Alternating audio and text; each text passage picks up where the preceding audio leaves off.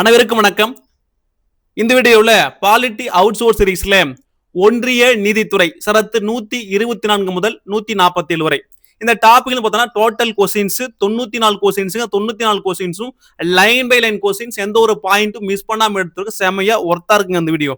நம்முடைய சேனல் தொடர்ந்து group 1 group 2 group 4க்கு பயன்படக்கூடிய வகையில் பாலிட்டி அவுட் சோர்ஸ் தரப்படுங்க. பார்த்து லைக் பண்ணுங்க, சப்போர்ட் பண்ணுங்க, ஷேர் பண்ணுங்க. நம்ம கிட்ட டிஎன்பிசிக்கு தேவையான முக்கியமான அவுட் சோர்ஸ் புக் எல்லாமே கிடைக்குங்க, வாங்கிக்கலாம். அதற்கான ஓன் வெப்சைட் லிங்க்குங்க இதாங்க. இதுல போய் நீங்க ஆர்டர் பண்ணிக்கலாம். இல்லைன்னா கீழே டிஸ்கிரிப்ஷன் லிங்க் தரங்க. நீங்க ஆர்டர் பண்ணக்கூடிய எல்லா புக்குக்கும் ஃப்ரீ டெலிவரி சார்ஜுங்க. எந்த ஒரு எக்ஸ்ட்ரா கட்டணமும் வாங்கப்படாது. நீங்க பார்க்கக்கூடிய அந்த 94 வினாக்களும் வீடியோவில் கொடுக்கப்படும், புத்தகமாகவும் இருக்குங்க. தேவைப்பட்டால் வாங்கிக்கோங்க. தொடர்ந்து வீடியோக்குள்ள போலாம் வாங்க.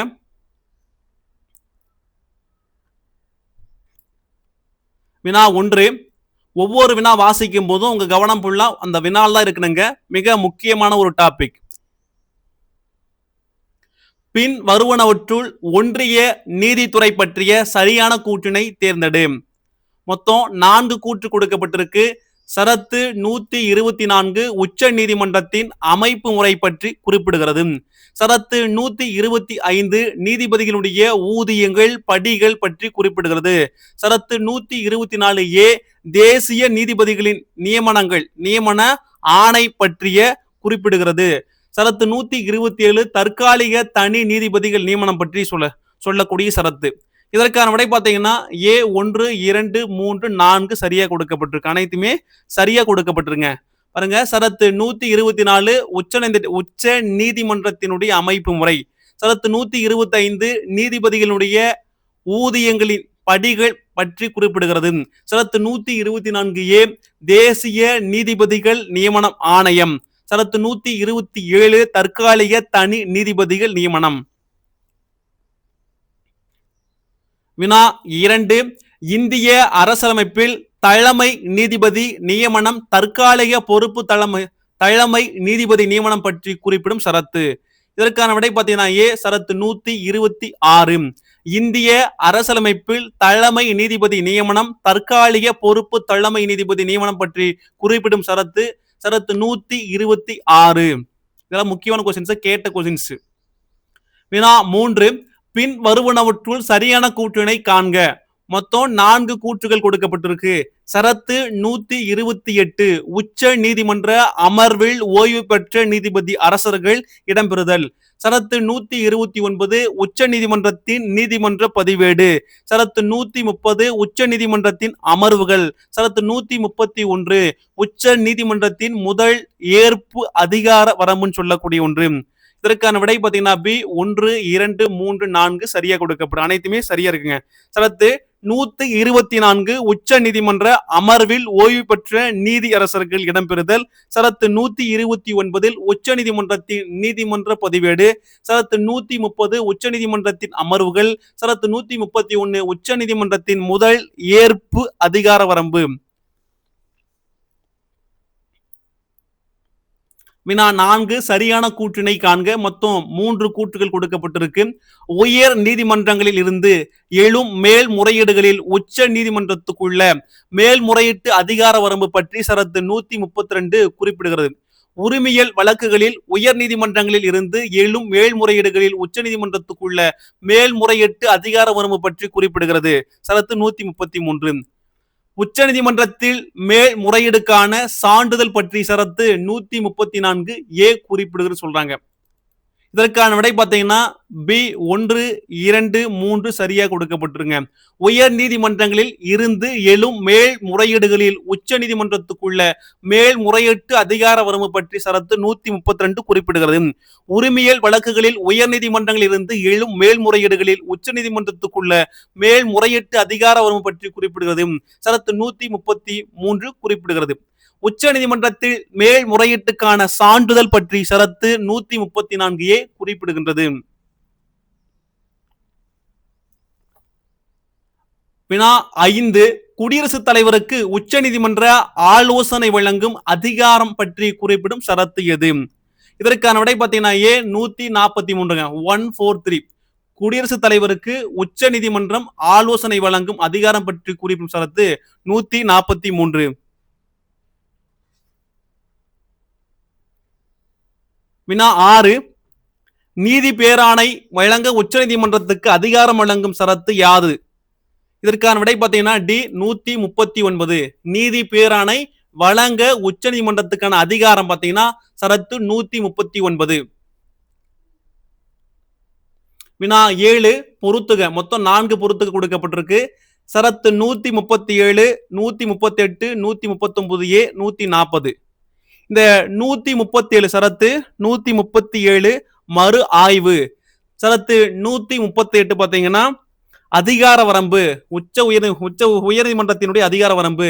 சரத்து 139A, 139 ஏன் சொல்லக்கூடிய வழக்கு மாற்றம். சரத்து 140 துணை அதிகாரம் என்று சொல்லக்கூடிய ஒன்று. இதற்கான விடை பார்த்தீங்கன்னா சி 4, 1, 2, 3. சரத்து 137 உச்ச நீதிமன்றம் தாம் பிறப்பித்த தீர்ப்புரைகள் அல்லது கட்டளைகளை மறு ஆய்வு செய்தல். சரத்து 138 உச்ச நீதிமன்றத்தின் விரிந்த அதிகார வரம்புன்னு சொல்லக்கூடிய ஒன்று. சரத்து 139A சில வழக்குகளை மாற்றம் செய்தல் சொல்லக்கூடிய ஒன்று. 140 உச்ச நீதிமன்றத்தின் துணை அதிகாரங்கள். மீண்டும் சொல்றாங்க, மிக முக்கியமான ஒரு கொஸ்டின்ஸ். 137 உச்ச நீதிமன்றம் தாம் பிறப்பித்த தீர்ப்புரைகள் அல்லது கட்டளைகளை மறு ஆய்வு செய்தல்.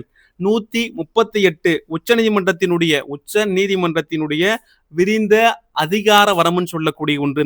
139A 139A பார்த்தனா சில வழக்குகளை மாற்றம் செய்தல். 140 உச்ச நீதிமன்றத்தினுடைய துணை அதிகாரங்கள். வினா 8. பின்வரும் சொற்றொடர்களில் எது சரியானவை? மொத்தம் பாருங்க 3 கூற்றுகள் கொடுக்கப்பட்டிருக்கு. உச்ச நீதிமன்றத்தால் அறிவிக்கப்படும் சட்ட தீர்ப்புகள் அனைத்து நீதிமன்றங்களையும் கட்டுப்படுத்தும் என சரத்து 141 குறிப்பிடுகிறது. உச்ச நீதிமன்றத்தின் தீர்ப்புகள் மற்றும் ஆணைகளை அமல்படுத்துதல், கண்டுபிடிக்க ஆணை பிறப்பது, இன்னும் பெறவும் பற்றிய சரத்து 142 குறிப்பிடுகிறது. உரிமையல், குற்றவியல், நீதித்துறை அதிகாரங்கள் உச்ச நீதிமன்றத்துக்கு உதவுதல் பற்றி சரத்து 144 குறிப்பிடுகிறது. இதற்கான விடை பார்த்தீங்கன்னா A 1, 2, 3 சரியா கொடுக்கப்பட்டிருக்கு. உச்ச நீதிமன்றத்தால் அறிவிக்கப்படும் சட்ட தீர்ப்புகள் அனைத்து நீதிமன்றங்களையும் கட்டுப்படுத்தும் என சரத்து 141 குறிப்பிடுகிறது. உச்ச நீதிமன்றத்தின் தீர்ப்புகள் மற்றும் ஆணைகளை அமல்படுத்துதல், கண்டுபிடிக்க ஆணை பிறப்பது, இன்னும் பெறவும் பற்றி சரத்து 142 குறிப்பிடுகிறது. உரிமையல், குற்றவியல், நீதித்துறை அதிகாரங்கள் உச்ச நீதிமன்றத்துக்கு உதவுதல் பற்றி சரத்து 144 குறிப்பிடுகிறது. வினா 9. பொறுத்துக. மொத்தம் 4 பொறுத்து கொடுக்கப்பட்டிருக்கு. சரத்து 144A நீக்கப்பட்டது. சரத்து 145 நீதிமன்ற விதிகள் இன்னும் பிறவும். 146 உச்ச நீதிமன்றத்தின் அலுவலர்கள் பணியாளர்களுடைய செலவுகள் சொல்லக்கூடிய ஒன்று. சரத்து 147 பொருள் விளக்கம். இதற்குரிய விடை பார்த்தீங்கன்னா 4, 3, 1, 2A. சரத்து 144A நீக்கப்பட்டது. சரத்து 145 நீதிமன்ற விதிகள் இன்னும் பிறவும். சரத்து 146 உச்ச நீதிமன்றத்தினுடைய அலுவலர்கள் பணியாளர்களுடைய செலவுகள் சொல்லக்கூடிய ஒன்று. சரத்து 147 பொருள் விளக்கம். வினா 10. பின்வரும் சொற்றொடர்களில் எது சரியானவை? மொத்தம் 3 கூற்றுகள் கொடுக்கப்பட்டிருக்கு. ஒரு சுதந்திரமான நீதித்துறை என்ற கருத்தை முன்மொழிந்த முதல் அரசியல் தத்துவ ஞானி மாண்டெஸ்கியூ ஆவார். இவர் புகழ்பெற்ற பிரெஞ்சு தத்துவ ஞானி ஆவார். சட்டமன்ற, நிர்வாகம் மற்றும் நீதித்துறை ஆகிய 3 பிரிவுகளாக அரசாங்கம் செயல்பட வேண்டும் என்ற அதிகார பகிர்வு கோட்பாட்டில் மாண்டெஸ்கியூ நம்பிக்கை கொண்டிருந்தார். சட்டம் இது மக்களை ஆள்வதற்கு ஓர் அரசாங்கத்தாலோ அல்லது நிறுவனத்தாலோ விதிக்கப்படும் விதிகளினுடைய அமைப்பாகும். இதற்குரிய விடை பார்த்தீங்கன்னா A 1, 2, 3 சரியா கொடுக்கப்பட்டிருக்கு. 3 கூற்றுகளும் சரியா இருக்குங்க. பாருங்க, ஒரு சுதந்திரமான நீதித்துறை இந்த கருத்தை முன்மொழிந்த முதல் அரசியல் தத்துவ பார்த்தீங்கன்னா மாண்டெஸ்கியூ. இவரோட புகழ்பெற்ற பிரெஞ்சு தத்துவ ஞானி என்று சொல்லுவார்கள். சட்டமன்ற நிர்வாகம், நீதித்துறை ஆகிய 3 பிரிவுகளாக அரசாங்கம் செயல்பட வேண்டும் என்ற அதிகார பகிர்வு கோட்பாட்டில் மாண்டெஸ்கியூ நம்பிக்கை கொண்டிருந்தார். சட்டம் இது மக்களை ஆள்வதற்கு ஓர் அரசாங்கத்தாலோ அல்லது நிறுவனத்தாலோ ஒதுக்கப்படும் விதிகளினுடைய அமைப்பாகும். வினா 11. பின் வருவனவற்றுள் சரியான கூற்றினை காண்க. மொத்தம் 3 கூற்றுகள் கொடுக்கப்பட்டிருக்கு. பண்டைய காலத்தில் நீதி என்ற கருத்து சமயத்துடன் தொடர்புடையதாக இருந்தது. அரசர் நீதியினுடைய மூல ஆதாரமாக விளங்கினார். பெரும்பாலான அரசர்கள் அவர்களுடைய தர்மத்தின் அடிப்படையில் நீதி வழங்கினர். வேத காலத்தின் போது குலாபாடோ குடும்ப தலைவனினுடைய அதிகாரமானது மன்னர் வழி குறுக்கீடுகளிலிருந்து பாதுகாக்கப்பட்டிருந்தது. கிராமா, தோபா, வைசியா, ஜனம் மற்றும் கணம் போன்ற பல வகை குளங்களும் இனக்குழு அமைப்புகளும் தன்னாட்சி பெற்று திகழ்ந்தன. இதற்குரிய விடை பார்த்தீங்கன்னா டி 1, 2, 3 சரியா கொடுக்கப்பட்டிருக்கு. பண்டைய காலத்தில் நீதி என்ற கருத்து சமயத்துடன் தொடர்புடையதாக இருந்தது. அரசர் நீதியினுடைய மூலாதாரமாகவும் விளங்கினார். பெரும்பாலான அரசர்கள் அவர்களுடைய தர்மத்தின் அடிப்படையில் நீதி வழங்கினர். வேத காலத்தின் போது குலாபா அல்லது குலாபாடோ குடும்ப தலைவனுடைய அதிகாரமானது மன்னர் வழி குறுக்கீடுகளிலிருந்து பாதுகாக்கப்பட்டிருந்தது. கிராமா, தோபா, வைசியா, ஜனம் மற்றும் கணம் போன்ற பல வகை குளங்களும் இனக்குழு அமைப்புகளும் தன்னாட்சி பெற்று திகழ்ந்தன. வினா 12. பின் வருவனவற்றுள் சரியான கூற்றினை காண்க. பண்டைய இந்தியாவில் சுருதிகள் தனி மனிதனின் சமூக கடமைகளை வரையறுத்தனர். அவை மனுஸ்மிருதி, நாரத ஸ்மிருதி, யாக்கிய வல்கியர் ஸ்மிருதி. இவற்றுள் மனுஸ்மிருதி அடிப்படையாக இருந்தது. இந்த ஸ்மிருதிகள் பொதுவாக வர்ண அமைப்பான ஜாதி படிநிலை சமூக அமைப்பை உயர்த்தி பிடிப்பதாக இருந்தன. சட்டத்தின் முன் அனைவரும் சமம் என்ற கருத்து இதில் இல்லை. வஜ் இனக்குழுக்களிடையே குற்ற வழக்குகளை விசாரிக்க 8 குளிக்காக்களை கொண்ட வாரியம் இருந்தது. மேல்முறையீடு ஆனது குல நீதிமன்றத்தில் இருந்து கன நீதிமன்றத்தில் மேற்கொள்ளப்பட்டது. இதற்குரிய விடை பார்த்தீங்கன்னா A 1, 2, 3, 4 சரியா கொடுக்கப்பட்டிருக்கு. பாருங்க, பண்டைய இந்தியாவில சுருதிகள் சொல்லக்கூடிய தனி மனிதனினுடைய சமூக கடமைகளை வரையறுத்தன. அவை மனுஸ்மிருதி, நாரதர் ஸ்மிருதி, அடுத்து யாக்கிய வல்கியர் ஸ்மிருதி. இவற்றுள் மனுஸ்மிருதின்னு சொல்லக்கூடிய மனுஸ்மிருதி அடிப்படையாக இருந்தது. ஸ்மிருதிகள் பொதுவாக வர்ண அமைப்பான ஜாதி படிநிலை சமூக அமைப்பை உயர்த்தி பிடிப்பதாக இருந்தன. சட்டத்தின் முன் அனைவரும் சமம் என்ற கருத்து இதில் இல்லை. வஜ் இனக்குழுக்கள் இடையே குற்ற வழக்குகளை விசாரிக்கும் 8 குளிகாக்களை கொண்ட வாரியம் இருந்தது. மேல்முறையீடானது குல நீதிமன்றத்திலிருந்து கன நீதிமன்றத்தில் மேற்கொள்ளப்பட்டது.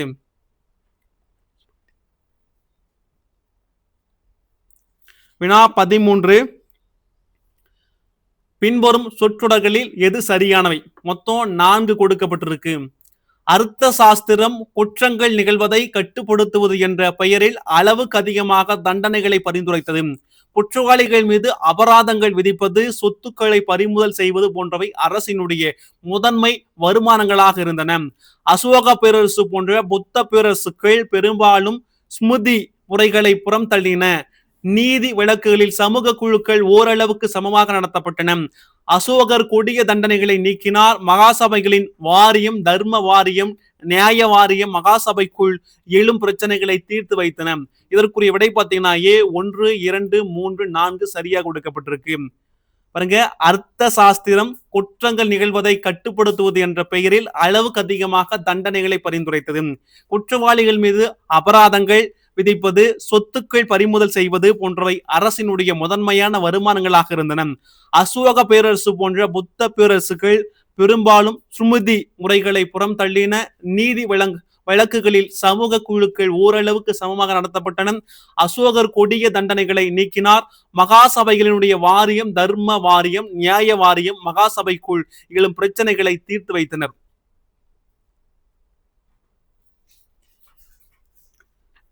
வினா 14. மொத்தம் 4 பொறுத்து கொடுக்கப்பட்டிருக்கு. திவான் இ குவாசா குவாசா வந்து பாத்தீங்கன்னா இது நடுவர், யாருன்னா நடுவர்னு சொல்றாங்க.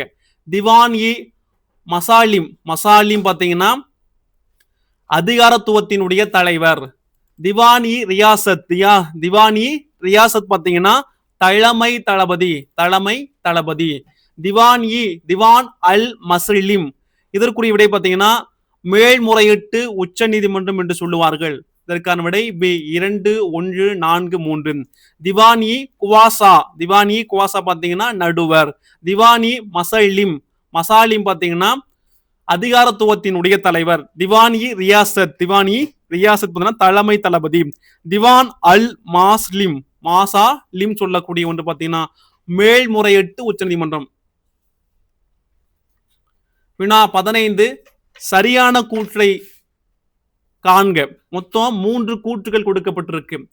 இடைக்கால இந்தியாவில் நிர்வாக அமைப்பு தலைநகரம், மண்டலம், மாவட்டம், பர்கானா, வட்டம் மற்றும் கிராமம் என்ற நிலப்பரப்பின் அடிப்படையில் தெளிவாக பிரிக்கப்பட்டிருந்தன. பொதுவாக சுல்தானத்தினுடைய தலைநகரில் 6 வகையான நீதிமன்றங்கள் நிறுவப்பட்டிருந்தன.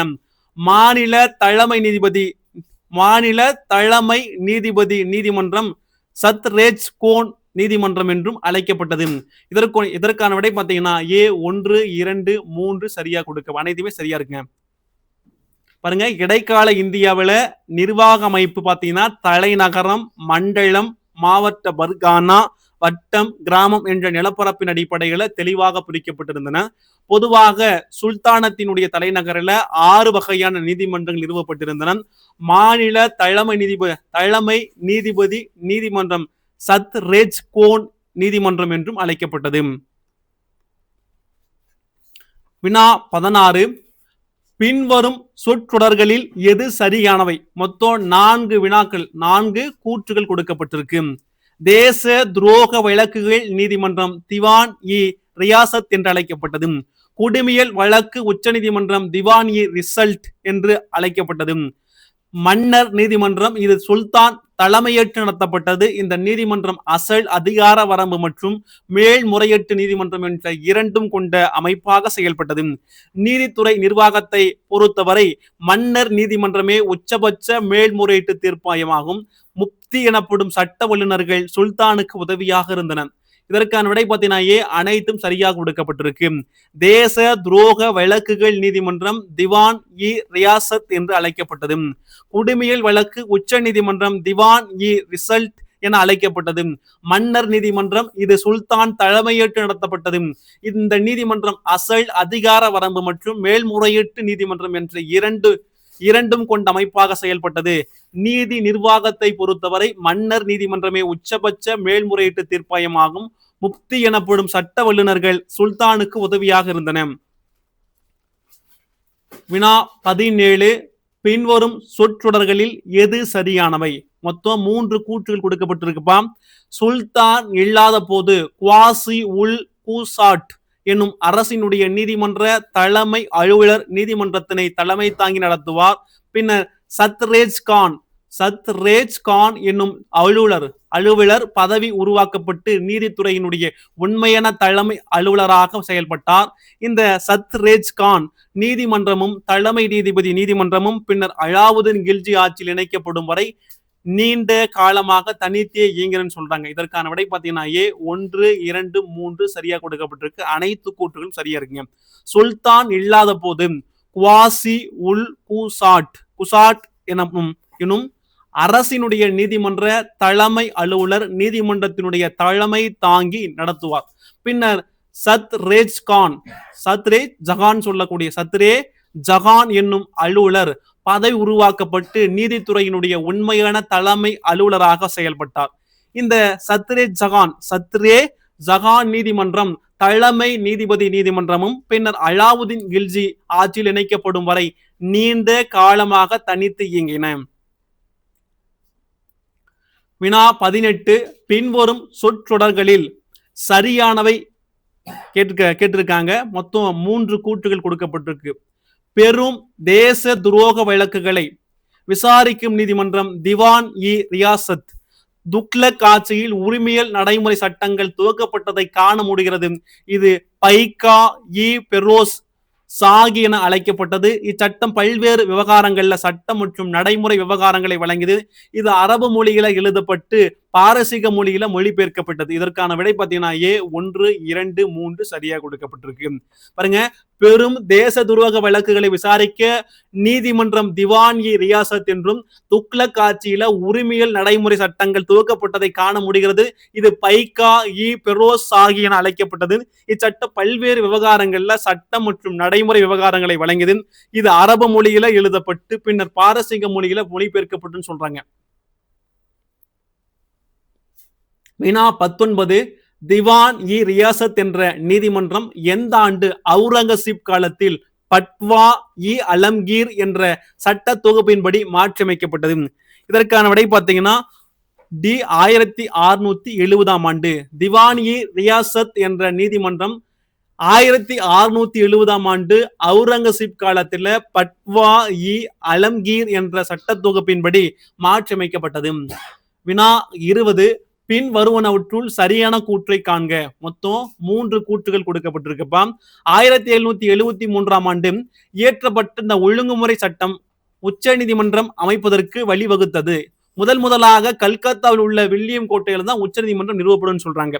இதுல பார்த்தோன்னா சர் எலிஜா இம்பே இந்த நீதிமன்றத்தினுடைய முதல் தலைமை நீதிபதியாக நியமிக்கப்படுறாங்க. 1774 ஆண்டு இயற்றப்பட்ட இந்த சாசன சட்டம் உச்ச நீதிமன்றத்தினுடைய அதிகார வரம்புகளை விரிவாக்கம் செய்ததுன்னு சொல்றாங்க.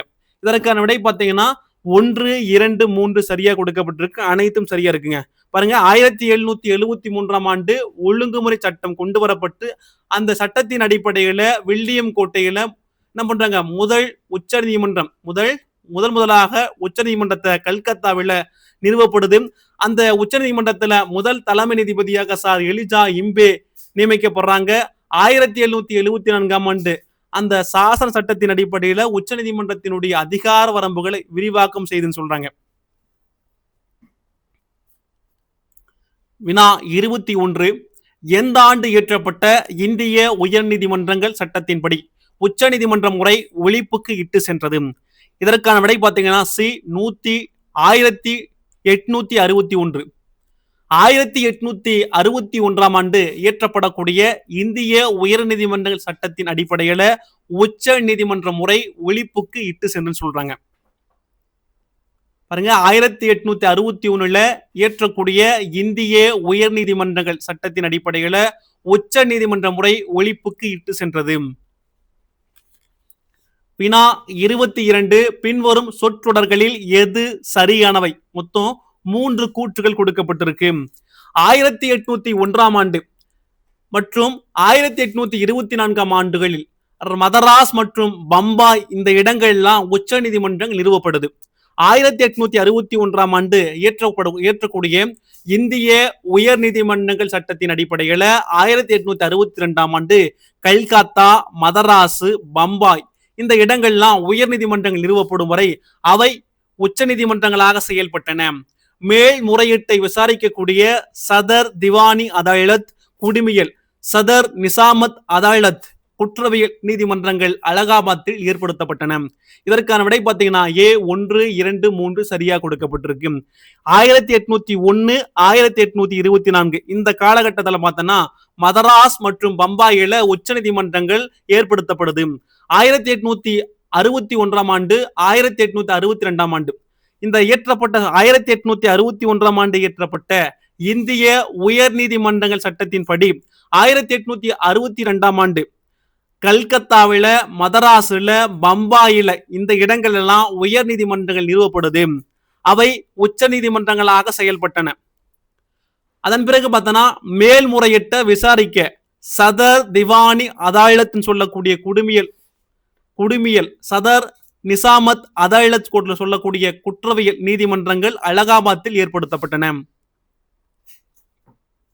வினா 23, சில வழக்குகளை தீர்ப்பதற்காக ஊரக குடிமியல் நீதிமன்றத்தையும் குற்றவியல் வழக்குகளை தீர்ப்பதற்காக ஊரக குற்றவியல் நீதிமன்றத்தையும் ஏற்படுத்தியவர் யார்? இதற்கான விடை பார்த்தீங்கன்னா வாரன் ஹேஸ்டிங்ஸ். பாருங்க, சில வழக்குகளை தீர்ப்பதற்காக ஊரக குடிமியல் நீதிமன்றத்தையும் குற்றவியல் வழக்குகளை தீர்ப்பதற்காக ஊரக குற்றவியல் நீதிமன்றத்தையும் வாரன் ஹேஸ்டிங்ஸ் ஏற்படுத்தினார். வினா 24. யாருடைய ஆட்சியில மாவட்ட குற்றவியல் நீதிமன்றங்கள் நீக்கப்பட்டு கல்கத்தா, டாக்கா, பாட்னா போன்ற இடங்களில் மேல்முறையீட்டு நீதிமன்றங்கள் அமைக்கப்பட்டன? இதற்கான விடை பாத்தீங்கன்னா காரன் வாலிஸ். இந்த ரெண்டுமே கேட்டிருக்காங்க, நல்லா பாத்துக்கோங்க. காரன் வாலிஸ் அவருடைய ஆட்சியில பாத்தீங்கன்னா மாவட்ட அந்த குற்றவியல் நீதிமன்றங்களும் நீக்கப்பட்டு கல்கத்தா, டாக்கா, பாட்னா இந்த இடங்கள்லாம் மேல்முறையீட்டு நீதிமன்றங்கள் அமைக்கிறாரு காரன் வாலிஸ். வினா 25. பின்வரும் சொற்றொடர்களில் எது சரியானவை? மொத்தம் 3 கூற்றுகள் கொடுக்கப்பட்டிருக்கு. காரன் வாலிஸ் சட்ட தொகுப்பு 1793 ஆண்டு துவக்கப்பட்டது. 1807 ஆண்டு பதவியேற்ற மிண்டோ பிரபு பல்வேறு நீதிமன்றங்களுடைய அதிகாரங்களையும் அதிகார வரம்பையும் அதிகரித்தார். மெக்காலே என்பவரால் அமைக்கப்பட்ட சட்ட ஆணையம் இந்திய சட்டங்களை நெறிமுறைப்படுத்தியது. இதற்கான விடை பாத்தீங்கன்னா 1, 2 சரி பாருங்க. அப்ப காரன்வாலி சட்ட தொகுப்பு 1792 ஆண்டு. 1807 ஆண்டு மிண்டோ பிரபு பதவியேற்கப்பட்டு அவர் என்ன பண்றாருன்னா நீதிமன்றங்களுடைய அதிகாரங்களையும் அதிகார வரம்பையும் அதிகரிக்கிறாரு. அதன் பிறகு பார்த்தோம்னா மெக்காலே தலைமையில சட்ட ஆணையம் இந்திய சட்டங்களை நெறிமுறைப்படுத்தது. வினா 26. யார் கவர்னராக நியமிக்கப்பட்ட போது நீதி நிர்வாகத்தில் நிலவும் சிவப்பு நாடா முறையை தடுக்கும் முயற்சி எடுக்கப்பட்டது? இதற்கான விடை பார்த்தீங்கன்னா மார்க்விஸ் ஹேஸ்டிங்ஸ் பிரபு. பாருங்க, மார்க்விஸ் ஹேஸ்டிங்ஸ் பிரபு நியமிக்கப்பட்ட போதுதான் நீதி நிர்வாகத்தில் நிலவும் சிவப்பு நாடா முறை என்ற முறையை தடுக்கும் முயற்சி எடுக்கப்படும் சொல்றாங்க. மார்க்விஸ் ஹேஸ்டிங்ஸ் பிரபு காலகட்டத்தில் நியமிக்கப்பட்ட போதுதான் நீதி நிர்வாகத்தில் நிலவும் சிவப்பு நாடா முறையை தடுக்கும் முயற்சி எடுக்கப்படுது. வினா 27. யாருடைய ஆட்சி காலத்தில் மாகாண மேல்முறையீட்டு நீதிமன்றங்கள் நீக்கப்பட்டு மாகாண மேல்முறையீட்டு நீதிமன்றங்களுடைய பணிகள் மாவட்ட நடுவர் நீதிமன்றங்களுக்கு மாற்றப்படுது? இதற்கான விடை பாத்தீங்கன்னா டி. வில்லியம் பெண்டிங் பிரபு ஆட்சி காலத்துல தான் பாருங்க மாகாண மேல்முறையீட்டு நீதிமன்றங்கள் நீக்கப்பட்டு மாகாண மேல்முறையீட்டு நீதிமன்றங்களுடைய பணிகள் மாவட்ட நடுவர் நீதிமன்றங்களுக்கு மாற்றப்படுது. அப்ப வில்லியம் பெண்டிங் பிரபு ஆட்சி காலத்துல தான் மாகாண மேல்முறையீட்டு நீதிமன்றங்கள் நீக்கப்பட்டு மாகாண மேல்முறையீட்டு நீதிமன்றங்களினுடைய பணிகளை மாவட்ட நடுவர் நீதிமன்றங்களுக்கு மாற்றப்படுது.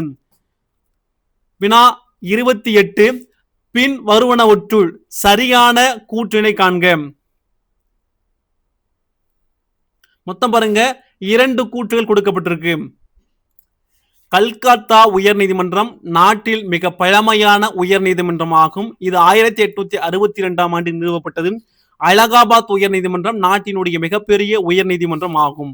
இதற்கான விடை பார்த்தீங்கன்னா பி. 1, 2 சரியா கொடுக்கப்பட்டிருக்கு. கல்கத்தா உயர் நீதிமன்றம், இந்த உயர் நீதிமன்றம் தான் நாட்டில மிக பழமையான உயர் நீதிமன்றம் சொல்றாங்க. 1862 ஆண்டு நிறுவப்பட்டது. அலகாபாத் உயர் நீதிமன்றம் நாட்டினுடைய மிகப்பெரிய உயர் நீதிமன்றமாகும் சொல்றாங்க. இந்த 2 வினாக்களும் முந்தைய ஆண்டு வினாக்கள் நல்லா பார்த்துக்கோங்க, கேட்டிருக்காங்க.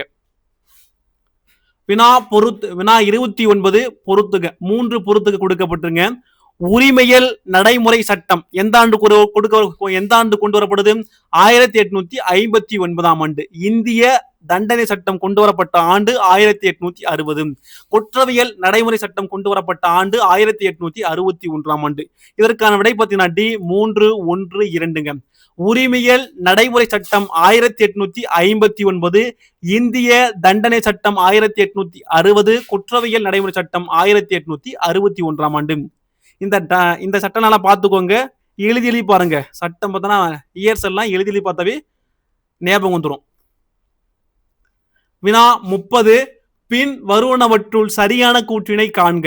மொத்தம் 4 கூற்று கொடுக்கப்பட்டிருக்குங்க.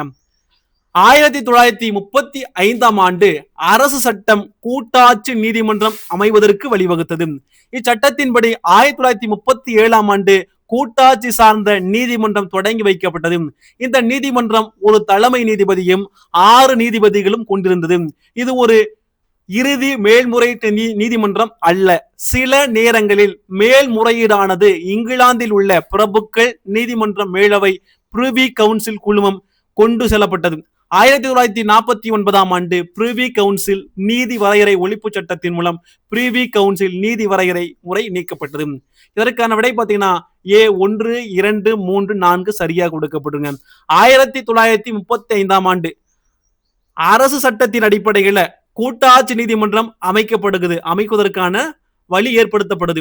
இந்த சட்டத்தின்படிதான் 1937ஆம் ஆண்டு கூட்டாட்சி சார்ந்த நீதிமன்றம் தொடங்கி வைக்கப்படுது. இந்த நீதிமன்றம் ஒரு தலைமை நீதிபதியும் 6 நீதிபதிகளையும் கொண்டிருந்து சொல்றாங்க. இது ஒரு இறுதி மேல்முறையீட்டு நீதிமன்றம் அல்லன்னு சொல்றாங்க. சில நேரங்கள்ல மேல்முறையீடானது இங்கிலாந்தில் இருக்கக்கூடிய பிரபுக்கள் நீதிமன்றம் சொல்லக்கூடிய மேலவை பிரிவி கவுன்சில் குழுமம் கொண்டு செல்லப்படுது. 1949ஆம் ஆண்டு இந்த பிரிவி கவுன்சில் நீதி வரையறை ஒழிப்பு சட்டத்தின் மூலம் பிரிவி கவுன்சில் நீதி வரையறை முறை நீக்கப்பட்டதுன்னு சொல்றாங்க.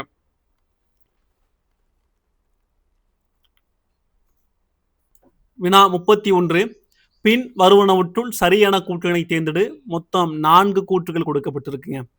1937ஆம் ஆண்டு உருவாக்கப்பட்ட கூட்டாட்சி நீதிமன்றம் 1950ஆம் ஆண்டு ஜனவரி 28ஆம் நாள் உச்ச நீதிமன்றமாக மாறியது. ஆங்கிலேயர் ஆட்சி காலத்தில் இந்தியர்களுக்கான தனி சட்டமும் நீதிமன்றம் இல்லை. சட்ட மற்றும் நீதிமன்றங்கள் இரண்டும் காலின் ஆதிக்கத்துக்கு ஏற்றவாறு வடிவமைக்கப்பட்டிருந்தன. இந்திய அரசியலமைப்பில் பகுதி 5 மத்திய அரசு என்னும் பகுதியில் சரத்து 124 முதல் 147 வரை ஒன்றிய நீதித்துறை பற்றி விளக்குகிறது.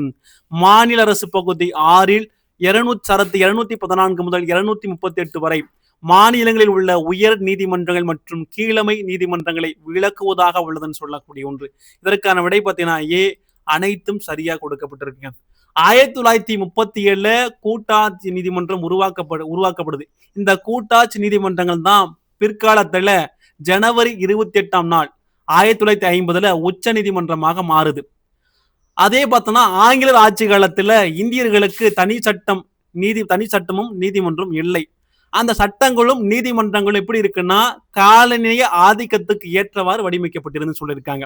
இந்திய அரசியலமைப்புல பகுதி 5 மத்திய அரசுன்னு சொல்லக்கூடிய பகுதியில சரத்து 124 முதல் 147 வரை ஒன்றிய நீதித்துறை பற்றி சொல்லக்கூடிய பகுதி. மாநில அரசு பகுதி பார்த்தீங்கன்னா 6 சரத்து 214 முதல் 238 வரை பார்த்தீங்கன்னா மாநிலங்களில் உள்ள உயர் நீதிமன்றங்கள் மற்றும் கீழமை நீதிமன்றங்களை விளக்குவதாக உள்ளதுன்னு சொல்றாங்க. வினா 32. இந்திய கூட்டாட்சி இரட்டையாட்சி அமைப்பு முறை கொண்டிருந்தாலும் இரட்டை நீதித்துறை அமைப்பை கொண்டிருக்கவில்லை. உயர் நீதிமன்றங்களும் உச்ச நீதிமன்றமும் அரசமைப்பின் கீழ் ஒரு ஒருங்கிணைந்த நீதித்துறையாக செயல்பட்டு அனைத்து குடிமையியல் மற்றும் குற்றவியல் வழக்குகளுக்கு தீர்வு காண்கிறது. தீர்வு வழங்கும் முறையில் வேறுபாடுகளை களைவதற்கு இவ்வாறு அமைக்கப்பட்டுள்ளது என கூறியவர் யாருன்னு கேட்டாங்கன்னா அம்பேத்கர். பாருங்க, இந்திய கூட்டாட்சி இரட்டையாட்சி அமைப்பு முறை கொண்டிருந்தாலும் இரட்டை நீதித்துறை அமைப்பு கொண்டிருக்கவில்லை. உயர் நீதிமன்றங்களும் உச்ச நீதிமன்றமும் அரசியலமைப்பின் கீழ் ஒருங்கிணைந்த நீதித்துறையாக செயல்பட்டு அனைத்து குடிமையியல் மற்றும் குற்றவியல் வழக்குகளுக்கு தீர்வு காண்கிறது. தீர்வு வழங்கும் முறையில வேறுபாடுகளை களைவதற்கு இவ்வாறு அமைக்கப்பட்டுள்ளது என கூறியவர் யார்னா அம்பேத்கர். வினா 33. பின் வருவனவற்றுள் சரியான கூற்றினை தேர்ந்தெடு. மொத்தம் 3 கூற்றுகள் கொடுக்கப்பட்டிருக்கு. இந்திய உச்ச நீதிமன்றம் 1950ஆம் ஆண்டு ஜனவரி 28ஆம் நாள் 1935ஆம் ஆண்டு அரசு சட்டத்தின் கீழ் நிறுவப்பட்ட கூட்டாட்சி நீதிமன்றத்தை தொடர்ந்து உருவாக்கப்பட்டது. 1950ஆம் ஆண்டு அரசியலமைப்பின் தொடக்கத்தில் ஒரு தலைமை நீதிபதி உட்பட 8 நீதிபதிகள் உச்ச நீதிமன்றம் கொண்டிருந்தது. உச்ச நீதிமன்ற நீதிபதிகள் எண்ணிக்கையை அதிகரிப்பதற்கு பாராளுமன்றத்துக்கு அதிகாரம் வழங்கப்பட்டுள்ளது. இதற்கான விடை பார்த்தீங்கன்னா A1, 2, 3 சரியா கொடுக்கப்பட்டிருக்கு.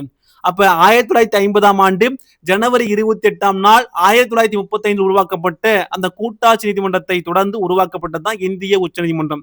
இந்த இந்திய உச்ச நீதிமன்றம் 1950ஆம் ஆண்டு அரசியலமைப்பினுடைய தொடக்கத்துல ஒரு தலைமை நீதிபதி உட்பட 8 நீதிபதிகள் இந்த உச்ச நீதிமன்றம் கொண்டிருந்து சொல்லியிருக்காங்க. உச்ச நீதிமன்ற நீதிபதியினுடைய எண்ணிக்கை அதிகரிப்பதற்கு பாராளுமன்றத்துக்கு அதிகாரம் வழங்கப்பட்டுள்ளது. வினா 34 இந்திய உச்ச நீதிமன்றம் எந்த ஆண்டு முதல் தற்போது உள்ள வளாகத்துக்கு மாற்றப்பட்டது? இதற்கான விடை பார்த்தீங்கன்னா 1958 1958 சொல்லக்கூடிய ஒன்று. இந்திய உச்ச நீதிமன்றம் 1958 ஆண்டு முதல் தற்போது உள்ள வளாகத்துக்கு மாற்றப்படுது. வினா 35 உச்ச நீதிமன்றத்தின் நீதிபதியினுடைய எண்ணிக்கையை பொறுத்துக. பாருங்க, 1950ல 8 நபர்களாகவும் 1956ல 11 நபர்களாகவும் 1960ல ஒரு 14 நபர்களாகவும் 1977ல 18 நபர்களும் நீதிபதியினுடைய எண்ணிக்கையாக இருக்குன்னு சொல்றாங்க. இதற்கான விடை பார்த்தீங்கன்னா சி 2 1 4 3 4 3 சொல்றாங்க. 1950ல 8 நபர்கள், 1956ல 11 நபர்கள், 1960ல பாத்தீங்கன்னா 1960ல 14 நபர்கள், 1977ல 18 நபர்கள் சொல்லக்கூடிய அளவுல இருக்காங்க. வினா 36 பின்வருவனற்றுள் சரியானதை தேர்ந்தெடு. மொத்தம் 2 கூற்றுகள் கொடுக்கப்பட்டிருக்கு. உச்ச நீதிமன்ற தலைமை நீதிபதி மற்றும் பிற நீதிபதிகளை இந்திய குடியரசுத் தலைவர் நியமனம் செய்கின்றார். 2 குடியரசுத் தலைவர் உச்ச நீதிமன்றத்தின் மற்ற நீதிபதிகளை நியமனம் செய்யும் போது தலைமை நீதிபதி மற்றும் உச்ச நீதிமன்றத்தினுடைய இதர 4 மூத்த நீதிபதிகளை கொண்ட குழுவுடன் கொலிஜியம் கலந்து ஆலோசிக்க வேண்டும். இதற்கான விடை பார்த்தீங்கன்னா ஏ 1 2 சரியா கொடுக்கப்பட்டிருக்கு. உச்ச நீதிமன்றம் தலைமை நீதிபதி மற்றும் பிற நீதிபதிகளை இந்திய குடியரசுத் தலைவர் நியமனம் செய்கின்றார். குடியரசுத் தலைவர் உச்ச நீதிமன்றத்தின் மற்ற நீதிபதிகளை நியமனம் செய்யும் போது தலைமை நீதிபதி மற்றும் உச்ச நீதிமன்றத்தின் இதர 4 மூத்த நீதிபதிகளை கொண்ட குழுவுடன் கலந்து ஆலோசிக்க வேண்டும் சொல்றாங்க. பாருங்க, உச்ச நீதிமன்ற தலைமை நீதிபதி மற்றும் பிற நீதிபதிகளை இந்திய குடியரசுத் தலைவர் நியமனம் செய்கிறார். குடியரசுத் தலைவர் உச்ச நீதிமன்றத்தின் மற்ற நீதிபதிகளை நியமனம் செய்யும் போது தலைமை நீதிபதி மற்றும் உச்ச நீதிமன்றத்தின் இதர 4 மூத்த நீதிபதிகளை கொண்ட குழுவுடன் பார்த்தீங்கன்னா கலந்து ஆலோசிக்க வேண்டும் என்று சொல்லப்படுகிறது. வினா 37 சரியான கூற்றினை தேர்ந்தெடுக்கவும். மொத்தம் 3 கூற்றுகள் கொடுக்கப்பட்டிருக்கு. இந்திய தலைமை நீதிபதியை நியமிக்கும் விஷயத்தில் குடியரசுத் தலைவர் தேவை என கருதினால் உச்ச நீதிமன்றம் மற்றும் உயர் நீதிமன்ற நீதிபதிகளை கலந்து ஆலோசிக்கலாம்.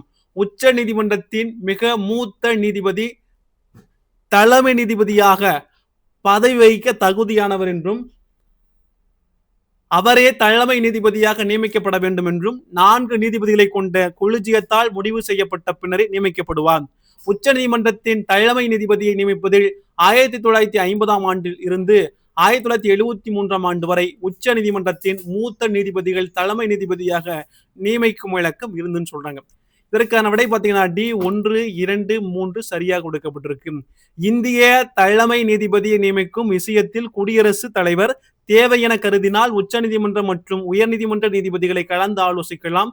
உச்ச நீதிமன்றத்தின் மிக மூத்த நீதிபதி தலைமை நீதிபதியாக பதவி வகிக்க தகுதியானவர் என்றும் அவரே தலைமை நீதிபதியாக நியமிக்கப்பட வேண்டும் என்றும் 4 நீதிபதிகளை கொண்ட கொலிஜியத்தால் முடிவு செய்யப்பட்ட பின்னரே நியமிக்கப்படுவான்னு சொல்லக்கூடிய ஒன்று. உச்ச நீதிமன்றத்தின் தலைமை நீதிபதியை நியமிப்பதில் பார்த்தோம்னா 1950ஆம் ஆண்டிலிருந்து 1973ஆம் ஆண்டு வரை உச்ச நீதிமன்றத்தின் மூத்த நீதிபதிகள் தலைமை நீதிபதியாக நியமிக்கும் வழக்கம் இருந்துன்னு சொல்றாங்க. வினா 38 சரியான கூற்றினை காண்க. மொத்தம் 2 கூற்றுகள் கொடுக்கப்பட்டிருக்கு. 1973ஆம் ஆண்டு அஜித்நாத் ராய் என்பவரை அவரை விட 3 மூத்த நீதிபதிகள் இருக்கும்போது தலைமை நீதிபதியாக நியமனம் செய்யப்பட்ட ஒரு நிகழ்வில் மூத்த நீதிபதி தலைமை நீதிபதியாக நியமிக்கும் வழக்கு முறை மீறப்பட்டதுன்னு சொல்றாங்க. 1977ஆம் ஆண்டு எம்.எச். பெக் என்பவரையும் மூத்த நீதிபதிகள் இருக்கும் பட்சத்தில் தலைமை நீதிபதியாக நியமிக்கப்பட்டது சர்ச்சை ஏற்படுத்தின்னு சொல்றாங்க. இதற்கான விடை பார்த்தீங்கன்னா டி 1 2 சரியா கொடுக்கப்பட்டிருக்கு. 1973ஆம் ஆண்டுல அஜித்நாத் ராய் என்பவரை அவரை விட 3 மூத்த நீதிபதிகள் இருக்கும் போது தலைமை நீதிபதியாக நியமனம் செய்யறாங்க. இந்த நிகழ்வு பார்த்தோன்னா மூத்த தலைமை நீதிபதியாக நியமிக்கும் முறை மூத்த நீதிபதி தலைமை நீதிபதியாக நியமிக்கும் வழக்க முறை மீறப்படும் சொல்றாங்க. அதே போலதான் 1977ஆம் ஆண்டும் எம்.எச். பெக் என்பவரையும் மூத்த நீதிபதிகள் இருக்கும் போது அவரை விட குறைவாக பார்த்தோன்னா மூத்த நீதிபதி அல்லாத ஒருவரை பார்த்தோன்னா தலைமை நீதிபதியாக நியமிக்கப்பட்டது சர்ச்சை ஏற்படுதுன்னு சொல்றாங்க. வினா 39. மூத்த நீதிபதியே உச்சநீதிமன்றத்தின் தலைமை நீதிபதியாக பொறுப்பேற்பார் என்று எந்த ஆண்டு உச்சநீதிமன்றத்தால் உறுதி செய்யப்பட்டது? இதற்கான விடை பார்த்தீங்கன்னா பி 1993ஆம் ஆண்டு. மூத்த நீதிபதியே உச்சநீதிமன்றத்தின் தலைமை நீதிபதியாக பொறுப்பேற்பார் என்று 1993ஆம் ஆண்டு உச்சநீதிமன்றத்தால் உறுதி செய்யப்பட்டது. வினா 40. பின் வருவனவற்றுள் சரியான கூற்றினை தேர்ந்தெடு. மொத்தம் 4 கூற்றுகள் கொடுக்கப்பட்டிருக்கு. உச்ச நீதிமன்ற நீதிபதிகளை தெரிவு செய்வதற்காக சிறப்பு தேர்வு குழு கொலிஜியம் என்ற பெயரில் ஏற்படுத்தப்பட்டது. தேர்வு குழுவில் 4 மூத்த நீதிபதிகள் இடம்பெற்றிருப்பார். தலைமை நீதிபதி இந்த கொலிஜியத்தை கலந்து ஆலோசித்த பின்னரே குடியரசுத் தலைவருக்கு ஆலோசனை வழங்க வேண்டும் என்றும் 1998ஆம் ஆண்டு உச்ச நீதிமன்றம் தீர்ப்பு வழங்கியது. தீர்ப்பின் படியே தற்போது உச்சநீதிமன்ற நீதிபதிகள் நியமிக்கப்படுகின்றனர். இக்குழுவில் உள்ள நீதிபதிகளிடையே கருத்து ஒற்றுமை ஏற்பட்டால் மட்டுமே ஒருவரை உச்சநீதிமன்ற நீதிபதியாக நியமிக்குமாறு பரிந்துரைக்க முடியும் சொல்லக்கூடிய ஒன்று. இதற்கான விடை பார்த்தீங்கன்னா A 1, 2, 3, 4 சரியா கொடுக்கப்பட்டிருக்கு. உச்சநீதிமன்ற நீதிபதிகளை தெரிவு செய்வதற்காக சிறப்பு தேர்வு குழு சொல்லக்கூடிய கொலிஜியம் என்ற பெயரில் ஏற்படுத்தப்பட்டது. தேர்வு குழுவில் 4 மூத்த நீதிபதிகள் இடம்பெற்றிருப்பார். தலைமை நீதிபதி இந்த கொலிஜியத்தை கலந்து ஆலோசித்த பின்னரே குடியரசுத் தலைவருக்கு ஆலோசனை வழங்க வேண்டும். 1998ஆம் ஆண்டு உச்சநீதிமன்றம் தீர்ப்பு வழங்கியது. தீர்ப்பின் படியே தற்போது உச்சநீதிமன்ற நீதிபதிகள் நியமிக்கப்படுகின்றன. இக்குழுவில் உள்ள நீதிபதிகள் இடையே கருத்து ஒற்றுமை ஏற்பட்டால் மட்டுமே ஒருவரை உச்சநீதிமன்ற நீதிபதியாக நியமிக்குமாறு பரிந்துரைக்க முடியும் சொல்லக்கூடிய ஒன்று. வினா 41. எத்தனையாவது சட்ட திருத்தத்தின்படி தேசிய நீதிபதிகள் நியமன ஆணையம் 2014ஆம் ஆண்டு உருவாக்கப்பட்டது? இதற்கான விடை பார்த்தீங்கன்னா சி 99வது. 99வது சட்ட திருத்தத்தின்படி தேசிய நீதிபதிகள் நியமனம் ஆணையம் 2014ஆம் ஆண்டு உருவாக்கப்படுது. வினா 42. பின் வருவனவற்றுள் சரியான கூற்றினை தேர்ந்தெடு. மொத்தம் 5 கூற்றுகள் கொடுக்கப்பட்டிருக்கு.